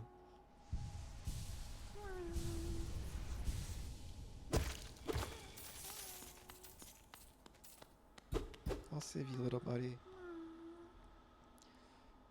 So this is cool. I just kind of did that absentmindedly. I remember there was one of those crumbly floors, but it was like a tomb. So I was like, oh, this is probably just going to be equip the thermal scope. Yeah. I was like, this is probably just going to be like a small area with a charm or something. But I was like, as a part of me was like, I'm really hoping this is like some creepy new kind of area, like some kind of creepy tomb. And it is. And this is one of many times I've kind of hoped the game would go in a cool direction, and it has. And that's always a sign of a game that is like destined just to become one of my favorite games, that is just like speaking to me, because it's like the developers are making choices that like I would have made. Like they're doing the cool thing. So yeah, I love that. And I've compared it to like the way Breath of the Wild made me feel, because I feel like Breath of the Wild kind of did that a lot. Not in every way, but still, there was like a lot of ways Breath of the Wild surprised me. And I'd be like, oh, it would be really cool if like it was like this, or if it did this. Trying to think of like other games that are like that. I don't know. But it's like there's between a game like that and a game that I feel is like limited, or I'm like, oh man, it would have been cool if it did this thing or that thing, but I can kind of like see the budget or see where they held back. And like games are really hard to make, I get it, but I feel like the developers of this game had such a vision, and they just like went all out. They just did everything they wanted to do. And I bet it was a ton of work, and you know, I hope they enjoyed doing it, but I think it really paid off. I thought they'd be a mimic, because this area is so creepy. What's in the background? Oh, it's like a catacombs. You can see in the background. There's like what's the word? There's a word for it, I think. It's like it's like in Skyrim, where the Draugrs, Barrows. Yeah, you can see like entombed bugs in the background.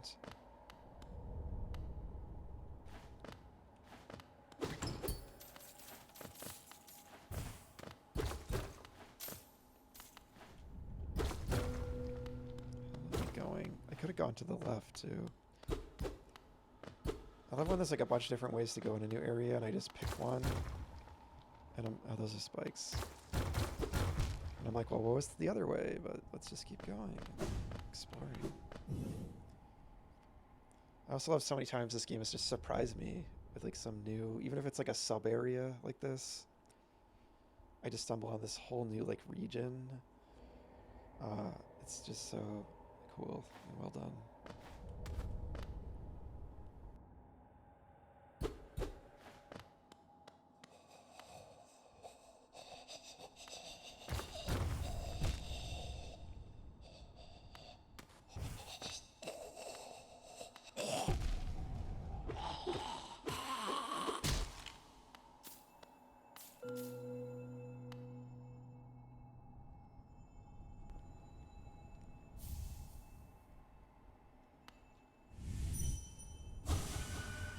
So dark. You know, they're like a little egg. You know who this is? Yeah, the Bleak Falls Barrows. Yeah, that was like the first. Well, it doesn't have to be the first one you go to, but it's near like the first town they guide you to. You know who this character is, Rick? It's Axel from Journey to the Center of the Earth. This is where he just gave up at the end of a dark passage before Uncle and Hans saved him, or he found his way back.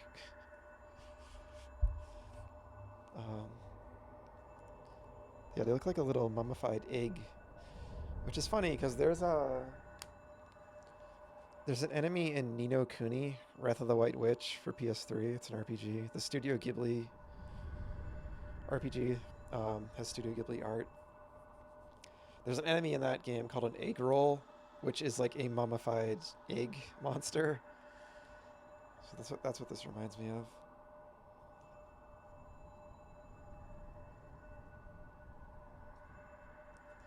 Please be his Hans. Yeah, I wish I could. It seems like it's too late though.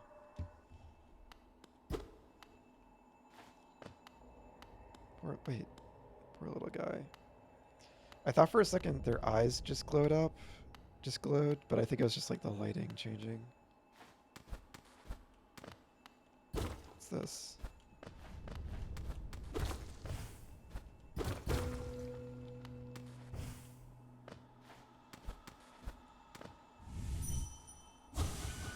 Looks like there's something on the ground there. Whoa.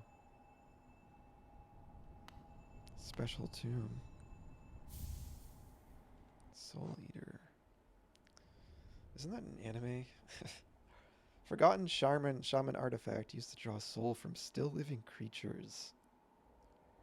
Greatly increases the amount of soul gained when striking an enemy with the nail. Okay. Do I already have one that gets more soul? I think I do. I thought I did. Yeah, this.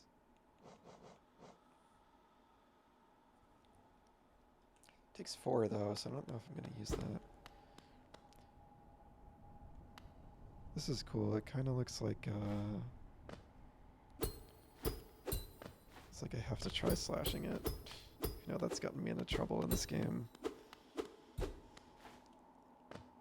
The shape of the room is shaped like the shell, which is really cute. I want to take a screenshot of that. And it also looks like it's like an Egyptian, almost like an Egyptian tomb or something, with all like the that's just what I'm thinking anyways. Looks like in it's bugs, but it almost looks like Anubis ears. Just all like the vases and the artifacts around it. Did I? I can't remember if I took one or not. Anyway, I just love the art in this game.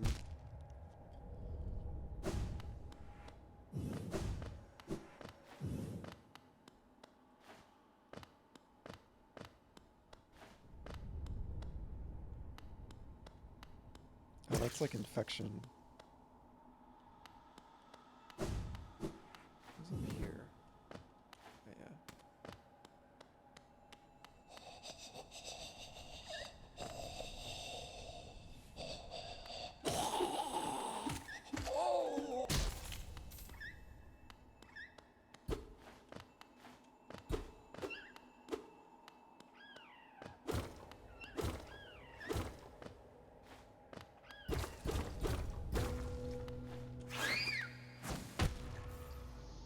What? Wait. I didn't see the hell? I didn't have one health. I thought I didn't. I did that. Like the effect wasn't on the screen or anything. Maybe those just take off like a ton of health. Gosh, Shellception. Do have the HUD off.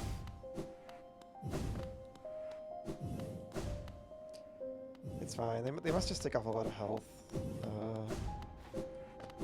That's fair enough, I guess. And I did just turn the HUD off as well. I just wish I could keep it off all the time. It's just how I'd prefer to play, but again, it's hard to communicate that information in a game like this.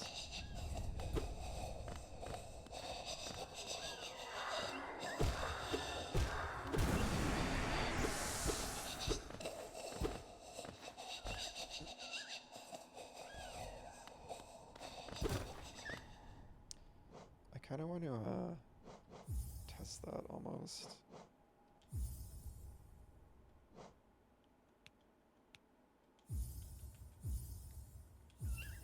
Because I don't think I was even... Yeah, they take off 2, that's why. I must have had 2.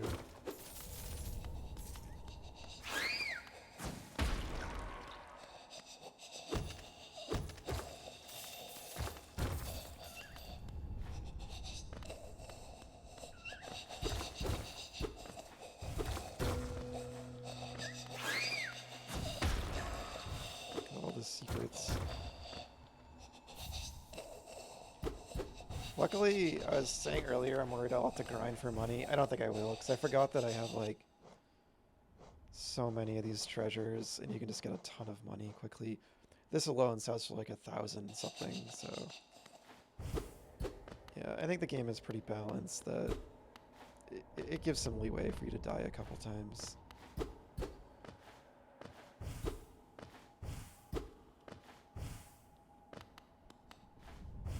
I hear another one of the things. Maybe it's just that one.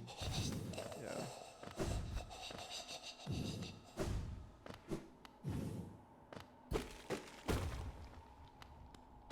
Light. What the hell is... Oh, wait, is this exactly where I wanted to go? I think it is. Yeah, this is that's so awesome, man. Exactly where I was gonna go. I got sidetracked. And this is where I was trying to get back to. This is like the area of the city I haven't explored really fully. So yeah, just going in that tomb led back around to exactly where I wanted to go. That's nice.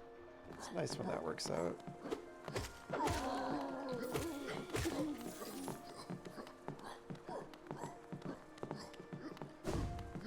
Back to nice music zone.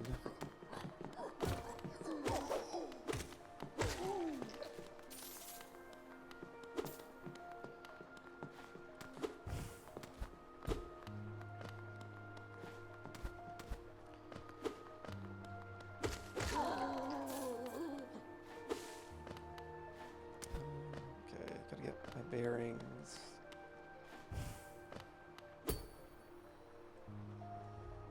Get a sip of water.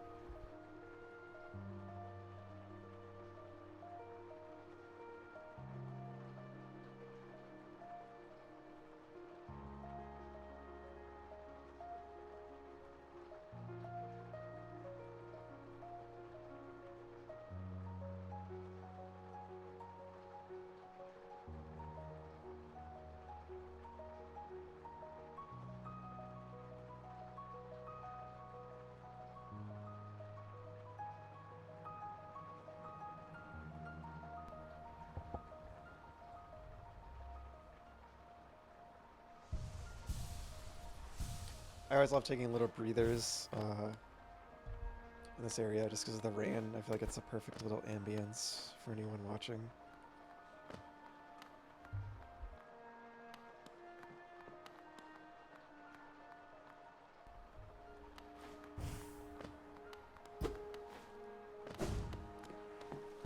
That's where I fought all those enemies.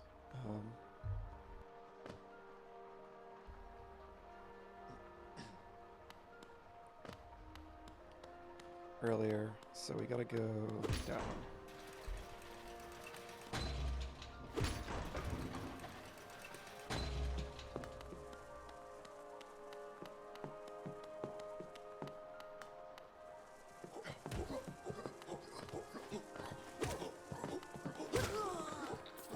Oh, 2 hits now.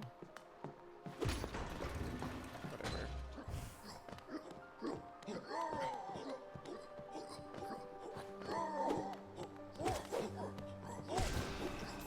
I should use that more when I'm not in a boss.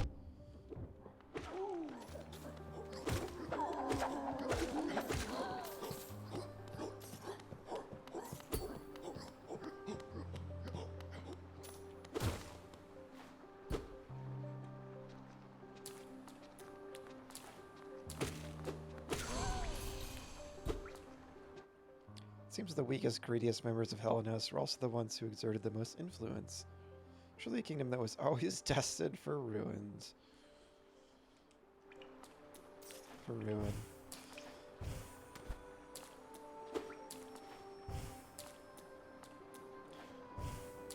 I'm just laughing because it's kind of like the real world. I mean, hopefully not the ruin part, but the greediest members have the most influence. Heyo.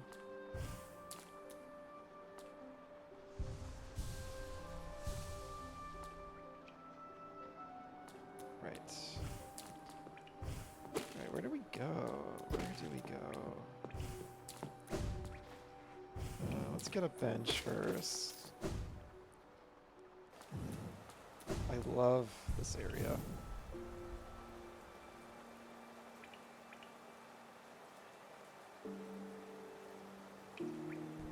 Just perfect rain ambience. Yeah, I didn't have enough last time.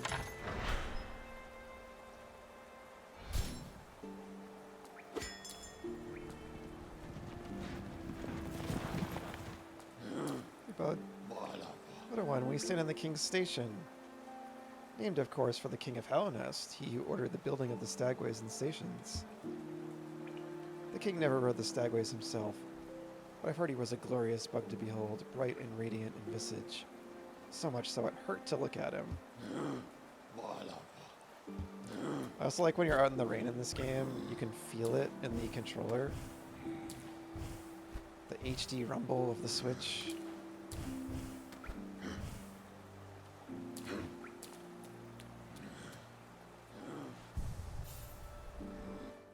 I know I take too many screenshots. I'll try to cut myself off after this. But, I probably took one here earlier too, but I really love this. Just the aesthetic here, the animation of the raindrops on the roof. The little lamps with the glow flies in them or whatever they're called. It's such like this is Hollow Knight, right? Like this is just this game's aesthetic. Like this scene, I feel like really embodies it. I love how they fly away when you do that.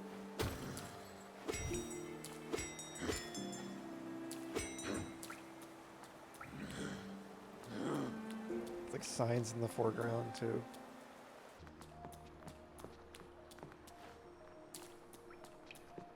Did I get that? It's weird. How do you get in there? There must be a switch somewhere.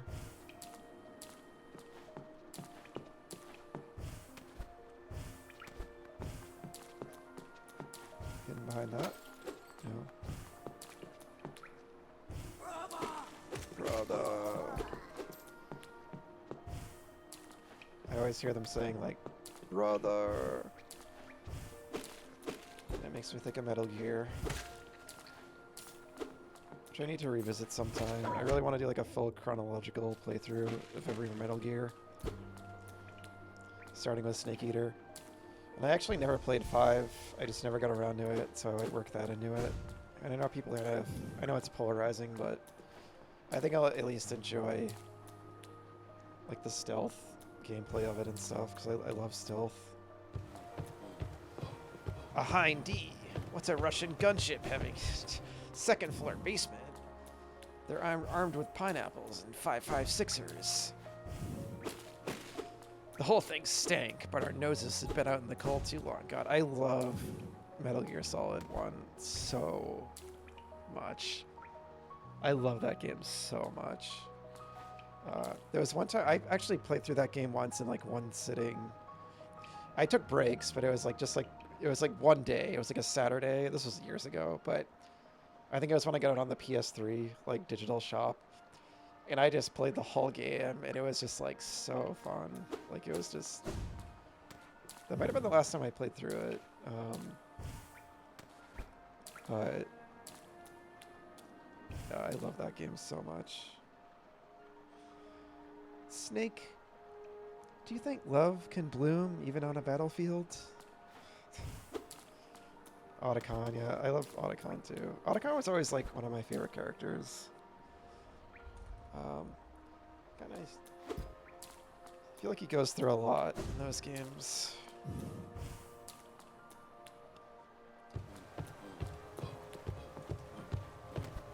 Sniper Wolf.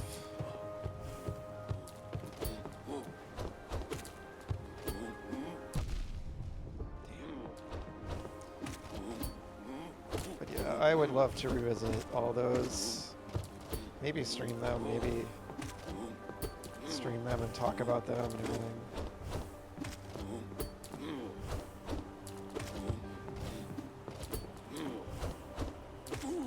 Gotcha. And the music starts like ramping up here and getting more epic. Really cool.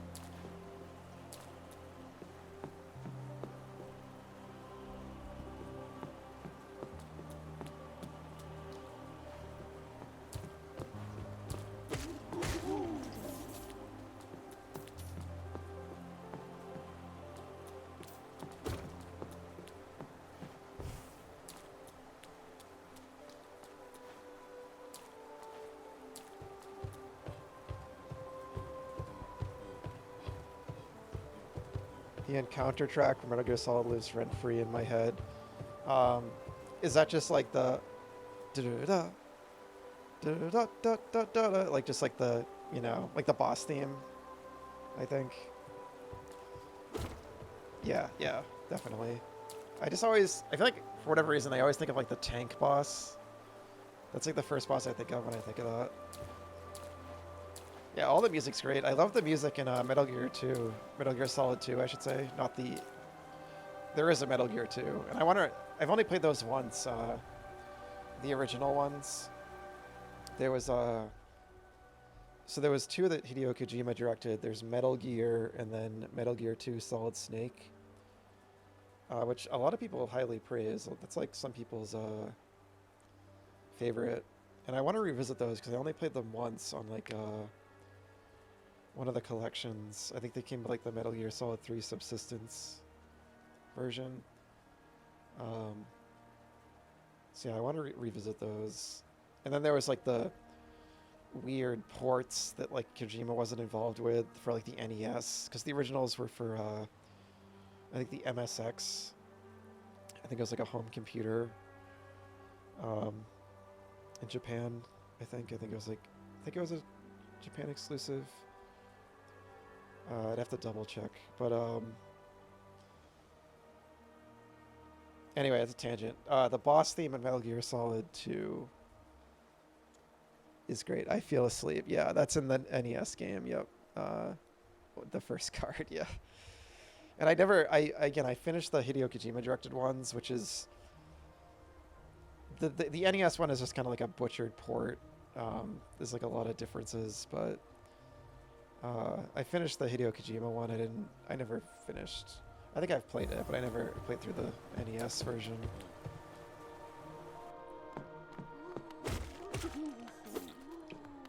It's funny there's like this tranquil music, but like we're basically in a Resident Evil situation right now. We're in like a zombie infested city. Like these people probably lived here and they're all like infected. You know, the story in the game is there was a plague. There was like an outbreak. Just kind of like realizing now it has some things in common. It's basically a zombie game, which is weird to think about. Anything in here? Oh. What the heck are you?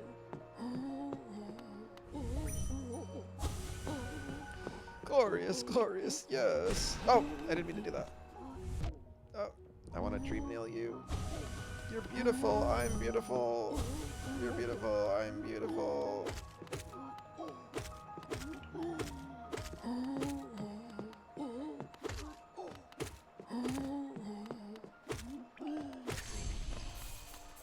Money.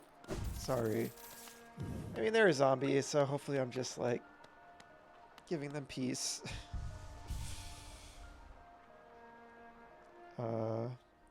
Gorgeous husk. Corpulent husk encrusted with a shining metal.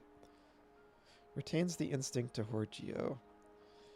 There's beauty in many things. Reflections of light and water. The taste of freshly killed meat. The cry of a hatchling for its mother. I've never understood the lust for metals and stones, though. So that's cool. That's probably like a unique enemy. Maybe it's like only found here. I always love finding something totally unique.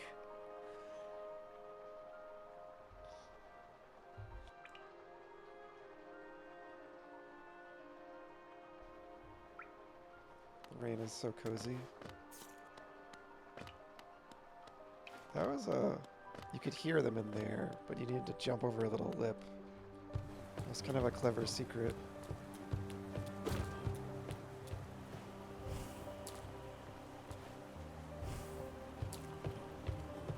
What's that?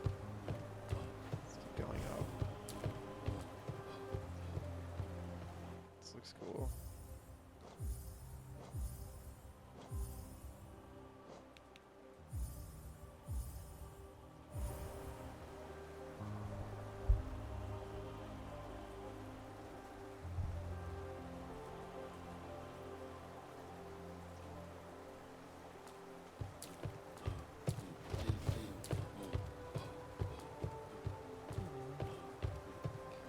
Or with a simple lock, use a simple key. Why not? So we're really in like the heart of the city now, like we're going in buildings and stuff. Songstress Marissa, a voice to ease all burdens and still all troubled minds. This is cool. It's actually like starting to feel like a real city now. That's really cool. Like going in all these different buildings and stuff. Wait.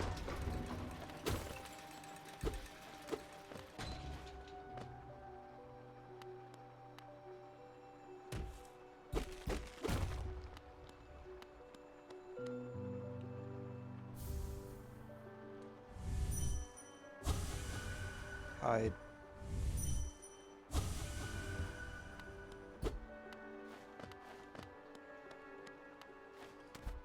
Yeah, not a lot of the dream dialogue has been substantial, but I still think it's cool that it's just a thing at all.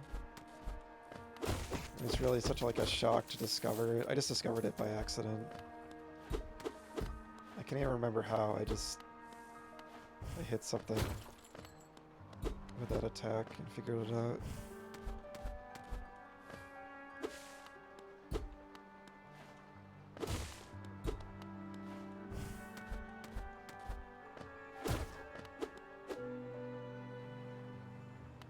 check you out first. Marissa.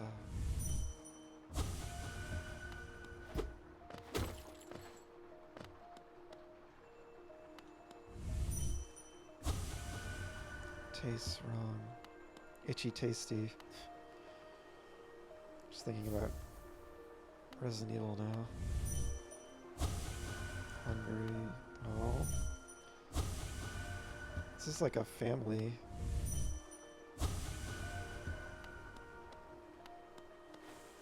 Oh jeez, okay.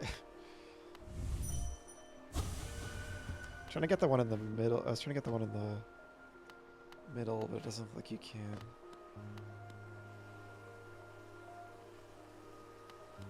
Jeez. So they're like... So they are bugs, but they're also eating bugs. I mean, I guess... Yeah, I mean, I guess that can work. There can be more, like, animal types of bugs or creatures in this world.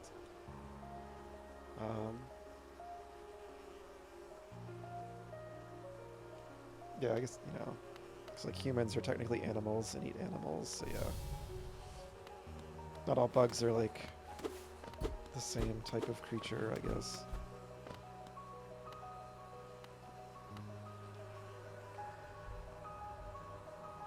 Poggy Thorax by Josh Clark.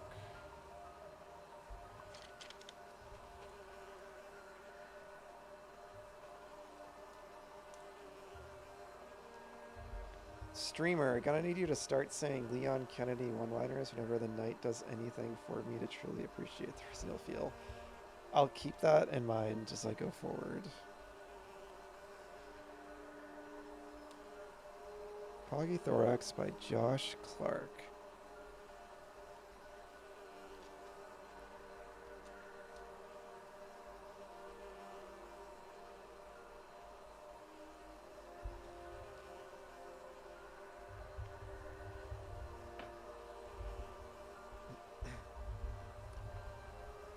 Shroink, you look pretty skinny, very scrawny. That's the way to be, I reckon. Just look at me, a great big juicy, fatty, oily, scrumptious bug. No wonder I'm so popular around here. Or maybe they're just cannibals, I guess. And I'm just now noticing the pile of other bugs that look like this. That's extremely fucked. Wow. I'm running it off in like a while. Surely it's dinner time soon.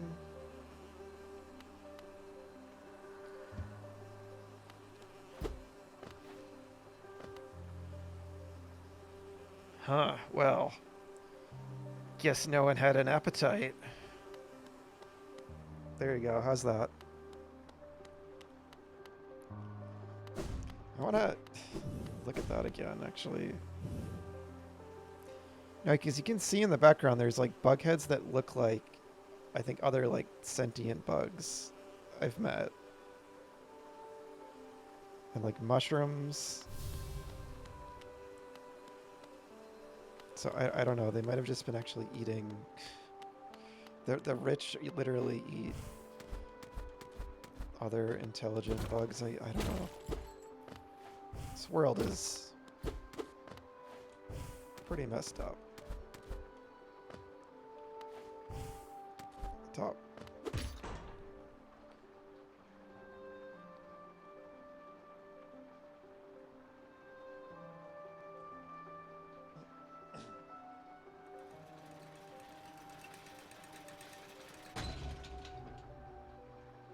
I just wanted to wait for that.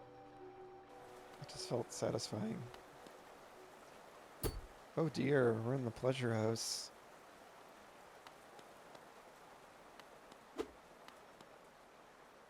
Oh, that's cool.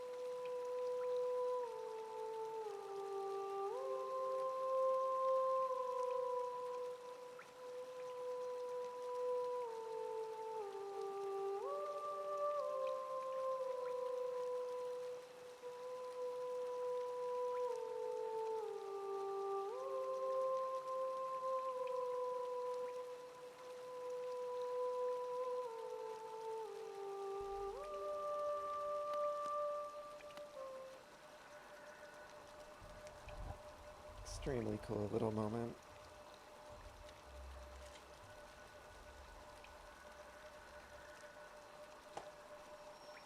Game uses sound in so many cool ways. There's been so many moments when you hear something off screen first and then go discover what it is.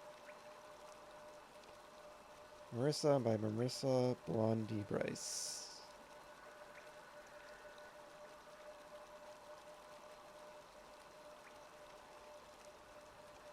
There's so many just like cool discoveries in this game. I'm just always finding something new. Every day I play this, I find something new and interesting. Um, I've been like searching for another game, like Breath of the Wild, because that's what Breath of the Wild did for me. It just every day was like an adventure, and Tears of the Kingdom didn't quite do that for me in the same way. And like this game is delivering something similar, and I took way too long to play this. It's just yes, like I want more games that handle discovery and exploration like this, where it's you're just finding cool characters, cool like mysterious things, like that weird white lady character I found earlier, or just like an interesting lore thing, or just a weird new area, like that tomb I found earlier with new. And there's so many new enemies. Every area has new enemies. There's so much enemy variety. I'm always just running in and finding some like optional boss. Like it's never just like a treasure chest full of more loot or some like diagram to go make a weapon somewhere or just another dry copy and paste quest line or something. I know it's like I'm thinking of like open world games and stuff. Like I know it's like a different genre, but um, it's just all about the world and like finding these intrinsically memorable little set piece moments and stuff. And like that is the kind of thing I love to see in a game about exploration. Um, I really love it, and like I really love seeing. I really want to see more games that like do stuff like that. I know there's a lot of games out there that probably do that I still need to play. Um, but yeah, just really enjoying it. Welcome to my stage, little one. I am Marissa, a songstress of some renown. Though given the sorry state of this place, you may find it hard to believe. Huge crowds once flocked to hear me sing, then something changed. The audience, once so enwrapped, began to leave. I continued to sing, yet my voice fell silent upon their ears. And perhaps you care to listen to me sing. You'll be the first in an age to hear it.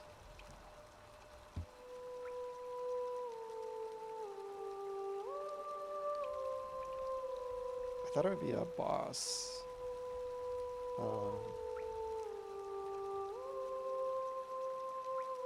I'm just gonna do this again. I wonder if this does something.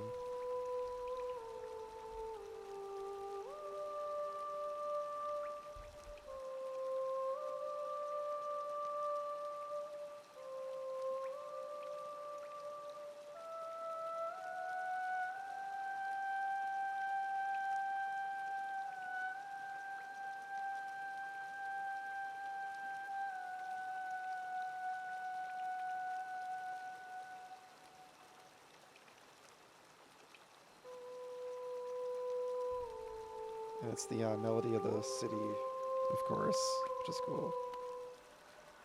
Even if only you, it's a wonderful thing to have an audience again.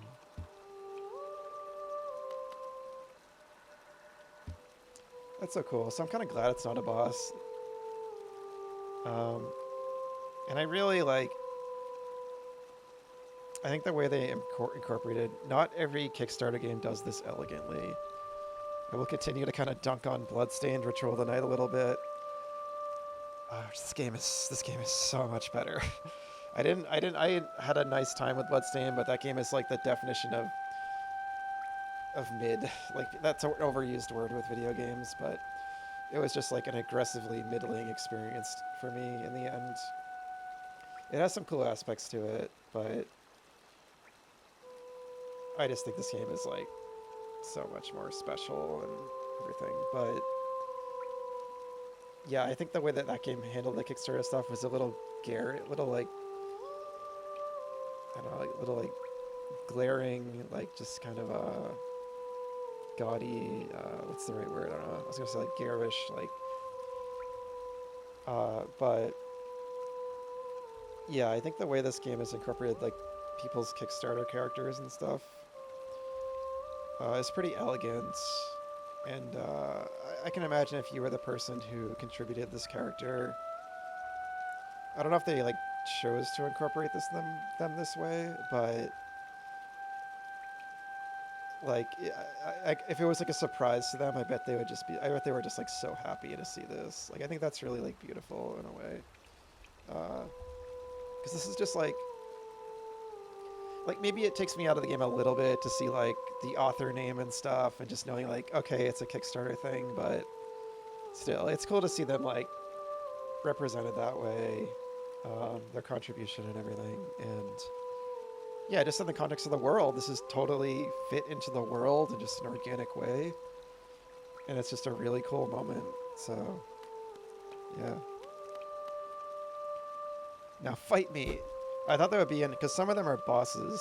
Some of the Kickstarter characters. When they said, will you hear me sing?" I thought we would get into a fight where she'd be throwing like music notes at me or something. Anyway,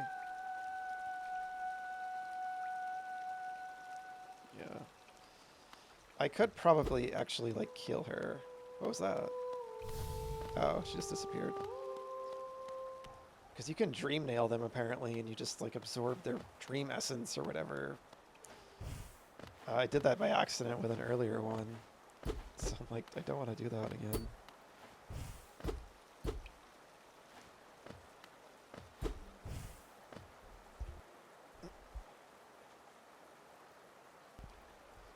Same to what?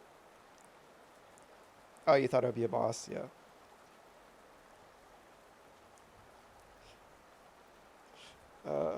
Just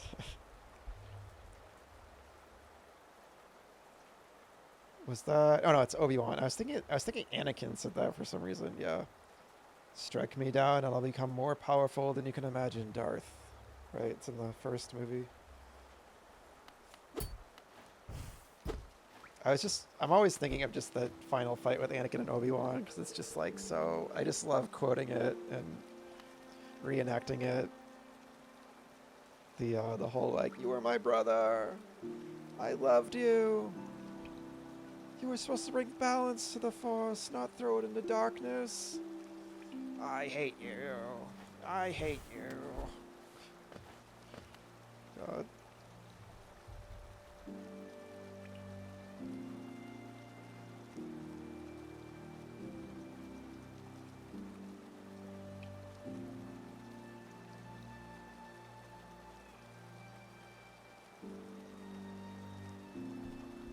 I have failed you, Anakin. I have failed you. Yeah. If you're not with me, then you are my enemy. I like this tapestry in the background. Or near like the roof. That's cool. Don't try it. I have the high ground, Anakin. Don't try it. Now we're at a hot spring. Cool.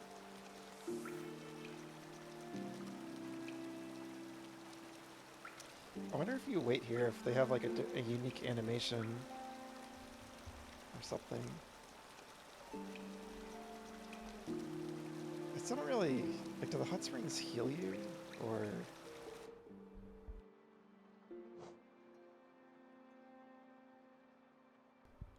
And you can still hear the rain pitter-pattering.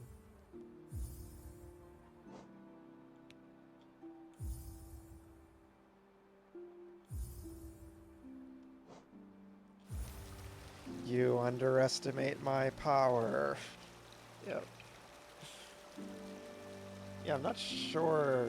I'll have to pay attention next time. Because the benches heal you. So, like, Oh, maybe they refill your soul? Maybe that's it. I'll have to pay attention next time.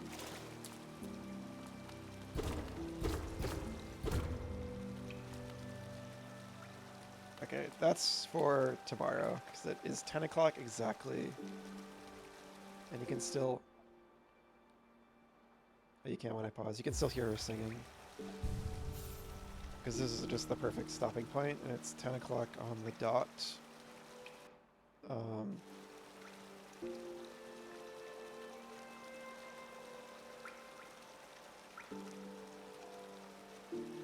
Yeah, you can still hear her singing faintly. But yeah, I had a great time playing this today. I mean, I got a little frustrated earlier when I lost my money with that boss, but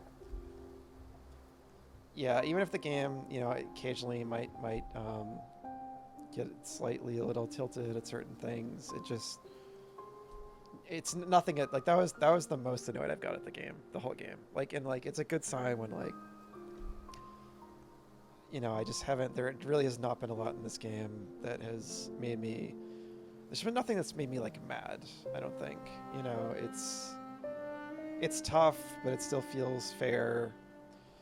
I mean, the dream bosses have been the toughest thing, and I'm aware they're optional, and I don't have to like do them when I'm kind of underpowered. But yeah, it's just a really really nice game, and again, I was gonna say even if something does annoy me a little, it just draws me back in pretty quickly, and yeah, just making all these cool discoveries in the second half of the stream, I love it. Thank you, Rick. I appreciate you being here. Yeah, it was fun chatting with you tonight, and congrats again on the finished Sauron Tower and not losing or not missing any pieces, I guess. But yeah, so this will be my last stream of the week, and I will return on Monday. What is the date? Monday, May 4th at 7 p.m. EST. Going into May now. So yeah, thanks for hanging out, Rick, and anyone else out there lurking. Thank you as well. Yeah, if you're enjoying the stream and you want to drop a follow, that would be appreciated to see when I go live next. But yeah, all right. Thanks. Yeah, thanks for being here. And yeah, okay, I'll end it there. I'm stalling. But all right, thank you and take care.